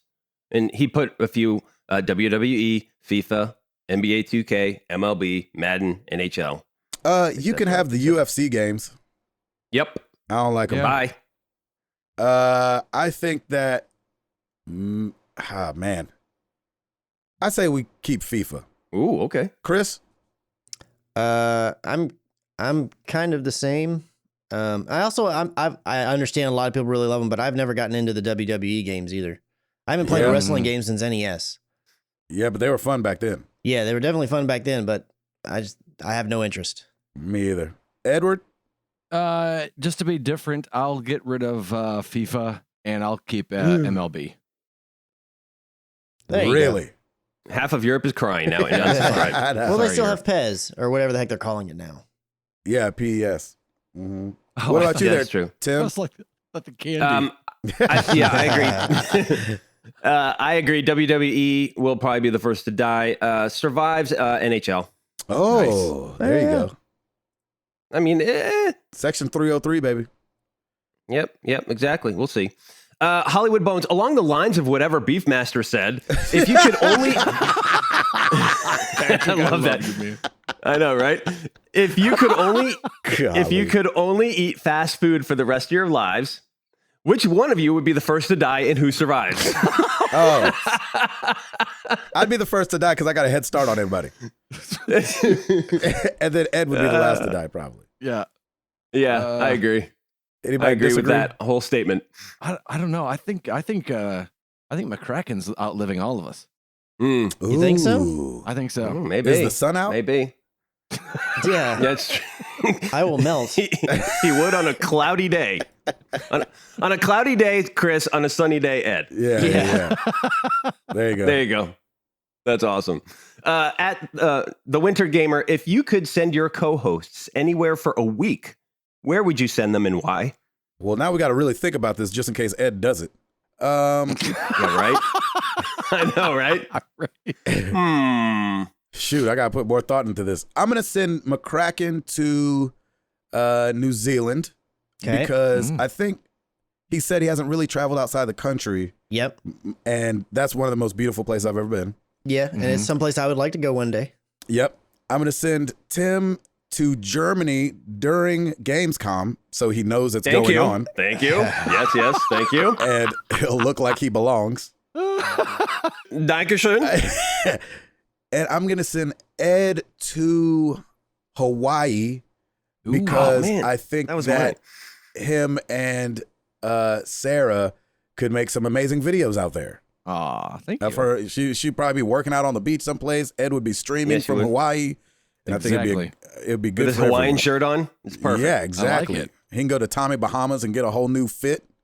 Ooh, Mm. I like it. What say you, Chris? I'm sending Gabe to Japan.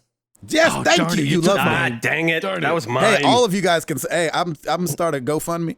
You guys can all give towards it. Ed, let's see. I was thinking something beach related too, but I don't want to say Hawaii. So, you know what? Just because I think it'd be cool videos there, I would want to send them to, well, shoot, no. Doggone it. Now I can't get anything but beach out of my head, which is what I had first. And Gabe, you jumped in there. Yeah, sorry. All right. So I'll just say Bahamas. So, All because right. it's Nice. slightly different. You can send Nice. them on an Alaskan cruise so she can be doing some workouts with a bunch of glaciers and whatnot behind her. Oh, Well, I don't nice. know if they're big fans of the cold, so that's the only reason I wouldn't. I don't want. I want to send them. So, I learned my lesson. I don't want to give Ed something that he's not gonna like. I want to set him up for success here. They've lived in Pennsylvania and Indiana. I think they're fine with the cold. I know, Yeah, but they yeah, might be they're over good. the cold and ready to go to someplace warm. That's true. So that's what I'm saying. They may have been like, "I'm done with this cold stuff." That's a good point. So, Yep. and good point. then Tim, because I feel like you had such a great time, I'm sending you back to London. I don't think you had Thank enough you. time. Oh, yes, I would love that. Thank you. Kidless. Yeah. However you prefer. No, I'll take Piper back. She was good. All right. All right, I'm going Gabe to Tokyo, definitely. Mm-hmm. I'm going Chris to Ireland. Yeah, Ooh. that was mine. Oh, and Ed, I'm taking you to Costa Rica because you got some beach and you can go explore some of the coffee farms that are over Oh, there. okay. Oh yeah, that's a Ooh. good. There you go. That's a good idea. Good job, Tim. Yeah, I like Yeah, that. man. Come on. Edward? Nice. Yeah, Chris, I'm sending to Ireland. Just for as long as he wants. That's an open-ended ticket there. Nice. Oh, I You like that. enjoy I like yourself. that. Gabe, I'm sending you to France. Oh, So you really? can take- Ooh. You can Ooh. take Jenny there to Paris, and you guys can Aw. Go to Can do Paris that. Games Week. go to Paris Games Week. Yeah. That's what I told her. I said the one way you're gonna get me to Paris is if we go during Paris Games Week. We'll do everything you want to do and just let me go one night. She was like, There you go. all right. I like it. Je m'appelle Gabriel Patillo. There I you That's go. like it. And Tim, you and Lauren just got yourself a round trip ticket to Italy. Oh, thanks, man. Enjoy Going that. back. That would be awesome. I There would you love go. that. More history. That's right. That was an awesome question. Thank you. Nathan Dugas, what is the hardest bit of self-control you've ever had to exercise? I've recently decided to stop buying games for the rest of the year, with the one exception being my already pre-purchased Destiny 2 expansion and Season Pass, and intend to limit my game purchases to 5 games next year. This is both for the sake of my wallet and my backlog, but I know it's going to be rough. Yeah. Hardest bit of self-control. I did a thing where I just drank water for a while, Oh, there you go. and because it's good for you, it flushes out your system, get all that junk Yep. out of there, and that's just I love tea, and I love coffee, and I love juice, and I didn't do any of those, and so I'm not a huge soda guy. Like I will definitely down a soda, but I'm not like, ooh, I really want a Coke, but I love like unsweet tea, and I love coffee. And I wasn't having those. And that was tough, man. Especially on the road when it's just plentiful. He likes coffee and unsweet tea. That's right. Chris? So I did for a pretty good while. I stopped drinking coffee because there for a while I was just drinking way too much of it. Like it was a problem. So I stopped drinking coffee for a really, really long time. And then I slowly started integrating it again, and just I have it a bit more in moderation now. Like I'm maybe a cup, possibly 2 a day, whereas I was doing like 4 or 5 there for a while. Yeah. And then I'm also going to be doing the game thing, but more out of necessity. So sticking with those old free to plays and stuff I've already paid for. Yeah, I know. We need to get you Games Pass probably. I know, right? Yeah, That's money well spent. yeah, I agree. What about you, Tim? Oh man, mine is so superficial, but I love eggs and bacon and breakfast in the morning. Yep. And I would have that all the time. And I went to the doctors and my cholesterol's a little high. Oh yeah. So I pretty much have to That's to why cut you don't back go on to the that. doctor. That's right. I know, right? And man, he tells me stuff that I don't want to hear. Yeah, And I got to exactly. change my way. Oh, come on. Right. So yeah, I miss it. I will do it every once in a while, but it's egg beaters for me now. But There you go. man, it'd be hard. If it was put in front of me, I'd be all over it. Edward? Anytime I'm with Dad and he says anything politically, I Oh. I Oh, just kind yeah. of sit there and picture bluebirds and fields. Nice. Yes, Nod and smile. As your Nod and tongue's smile. bleeding in your mouth. Yeah. I am so with you on that. And I Yeah, can't I stand agree. politics. Oh, God. Gross. Yes. Amen to gross. Facebook, Travis Pasquisel. Have you ever been stuck in an elevator? No, but some of my buddies have. They went into an elevator, like 8 grown men, and somebody started singing like, I don't remember, like, maybe a Usher song or something, and everybody started dancing, and they triggered the earthquake thing. Oh, that's hilarious. And I think they were in there for 4 hours. Oh, that's right. That's not hilarious. And they like, and so this is the hilarious part. They finally got it working, hours and hours later. None of them had their shirts on because they were just sweating and it was nasty in there. And they don't just open, the fire department couldn't just open it up because they were between floors and couldn't get out in between the floors. And so it just went back to operation mode, and it went up to the top floor and opened, and there's 4 ladies standing there. Yes. And these 8 sweaty, shirtless men walked out oh, thank God. And they were like, oh my, what just happened? And then those poor ladies had to go in the elevator where 8 sweaty men had just been and smell that all the way back down to the first floor. That's totally awesome. Jeez. Yes. Oh my gosh, I love that. But I've never been stuck in an elevator, no. What a great story. Yeah. Chris? I love it. I've never been stuck in an elevator. Ed? Yes, I was stuck in an elevator in college in the library. Oh, wow. And it was during Christmas time, and they had a Christmas choir performing in the library, so no one could hear us pushing the emergency buzzer. No way. Oh no. So How long were you in there? What was that? How long? Maybe 15 minutes. Oh, okay. So not yeah, it crazy. wasn't that's too not bad. bad. Yeah. My shirt was still on at the end of it. I was going to say, was it still on? But I was about to say, there's always that time where you don't know if like when fear's about to set in. Yeah. You know what I'm saying? Like 15 minutes is like right there where it's like, okay, it was only 15 minutes. But if it had been 30 at 29, you're like, oh snap, we're gonna be in here for forever. Right. That's right. Yep. Tim? No, I have not been stuck in an elevator. There you go. So there it is. Austin Phillips, I've been married for 2 months now. Congratulations. Yeah, congrats. I hear a lot of gaming related questions on this podcast, but let's talk about the other half. What is your best marriage advice to a newly wedded man who loves his wife and gaming? Okay. So this is just life in general, but I think it works in marriage. You've heard it your whole life. Mm-hmm. You have 2 ears for a reason and 1 mouth. Mm-hmm. And I would say listen, communicate, listen, communicate. Yes. Only because like, even when it comes to the gaming thing, like, yes, maybe it might be a thing. Like my wife doesn't, play games all like that. But I think like just taking it slow, doing it when you can, fitting it in there instead of being like, babe, I'm gonna be outside for 4 hours. Right. You know what I'm saying? So you just gotta, so the listening part is just a marriage, but then, just, be cool about the gaming thing. Don't put it before your wife. Yeah. Yep. Ed?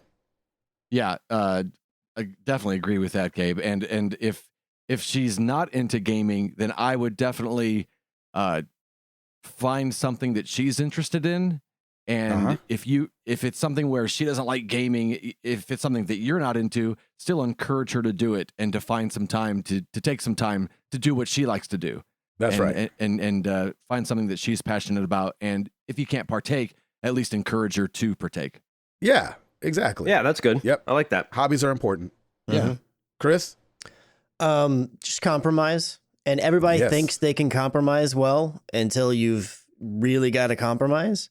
Yeah, And baby. you just have to practice it. Because if you're anything like a lot of people, and I kind of was this way too, like most of my life was me taking care of me, myself, and I. And then now all of a sudden it's not a me, myself, and I. It's a you and her, and together you shall be. Yeah, it's us. Mhm. Yeah. So it requires a little bit of change you have to work, if you've not done it all your life, to really think about putting that other person first and kind of thinking like, well, I would like to go do this. I have 2 hours. I would like to go play a game. But wait a minute. Maybe your wife needs help with a thing or would appreciate you handling that XYZ or would like to go do a thing together. That's right. It's like you can always make time later on at night or in the morning for the things that you want to do that maybe she has no interest in. That's right. Yeah. Just making sure that keeping that one solid, because as long as mom is happy, then, everything else is going to fall into place. Yeah, I like that. Yeah. Yep. What everybody else has said is perfect. And the only thing I would add to that is, if she is a gamer, that's great. You guys can do that together. If she's not, use the time that she's either away or asleep. Like I always game when my family is not up, because I don't want to be gaming while my family's up, because I'd rather be engaging with the family, or we've got things to do and all that good stuff. So I typically, I find the time for me that doesn't involve any of the rest of the family because they're all doing their thing. And if she's got a hobby, great, encourage that as well. So yeah, everybody said everything perfectly. And that's what we've done with this podcast. We've been able to do it every week because we kind of keep it out of the way of real life. I don't think we've ever had, which we should do sometime, like a 1:00 in the afternoon podcast recording. Episode 1 though was, I think, at 3 or something like that. Something like Was that. it really? Wow. Yeah. And then you had to the redo third it time, anyways, right? Yeah, exactly. We had The to do it third 3 time times, was like in the middle of the day. I think that was weird. And so, But so it's always, keep it out of the way. Yep. All right. Final question. Twitter at Chad Fackler. So Tony Stark and Bruce Wayne are both throwing a house party on the same night.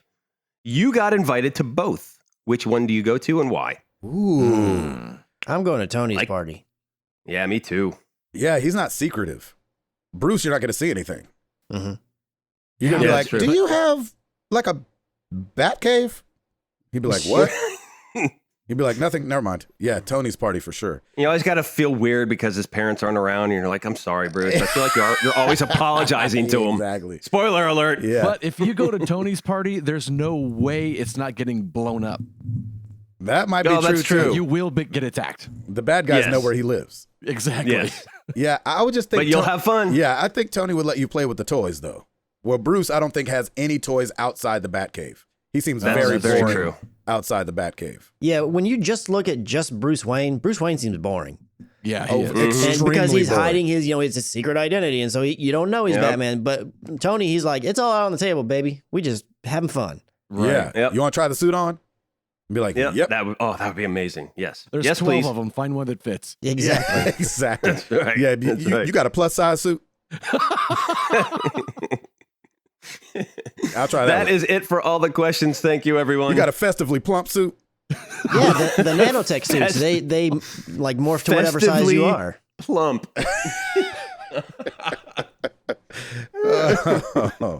I'm going to need a War Machine XL. You got one later on? Can I get a War Machine XL, please? Oh my gosh. This happens all the time. This question of the week falls almost in line with that one in a way. Question of the week for you guys is, which superhero do you think they deserves their own standalone video game? That's part one. Part two is, in what, I don't know the right word for this, but like, in what way do you think the game should be? So in the sense of like, should it be like a God of War type game? Or do you think it should be a Call of Duty type game? Or something along those lines? I don't know the right word right now because it's early in the morning. But what superhero deserves their own standalone game? And what kind of game should it be? Edward? Wow. I'm trying to think of one that doesn't have one that I actually Most don't. interested in. Their own standalone video game. Yeah. And then what? And then in what vein? Wow. I'm gonna go the Wonder Twins, and it should just be Oh, nothing but really? them fighting each other.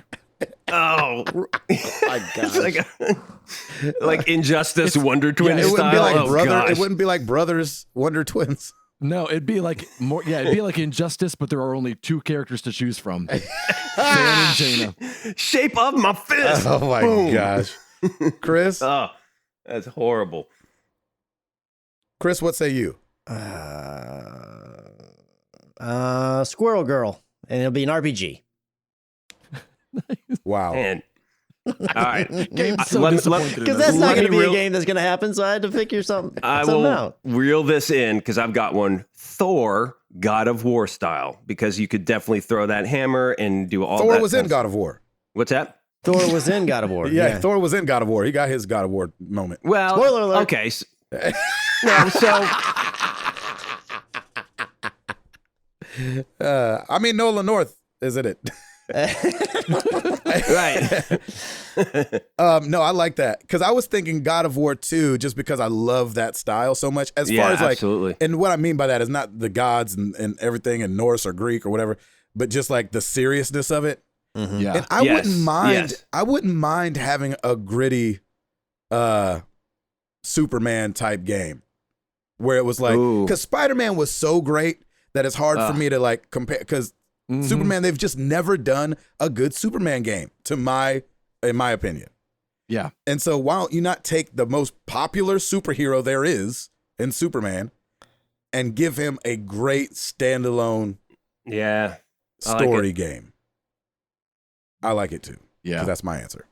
Yeah, that's good. Let us know what superhero deserves their own standalone video game and in what vein should it be. And we will talk about it next week. Thank you guys so much for being here. I'm Gabe Patillo. That is Tim Router. For 108 81 episodes, that's Ed Placencia. For 181 episodes, that's Chris McCracken. And we are married to the games, and we are up out this thing.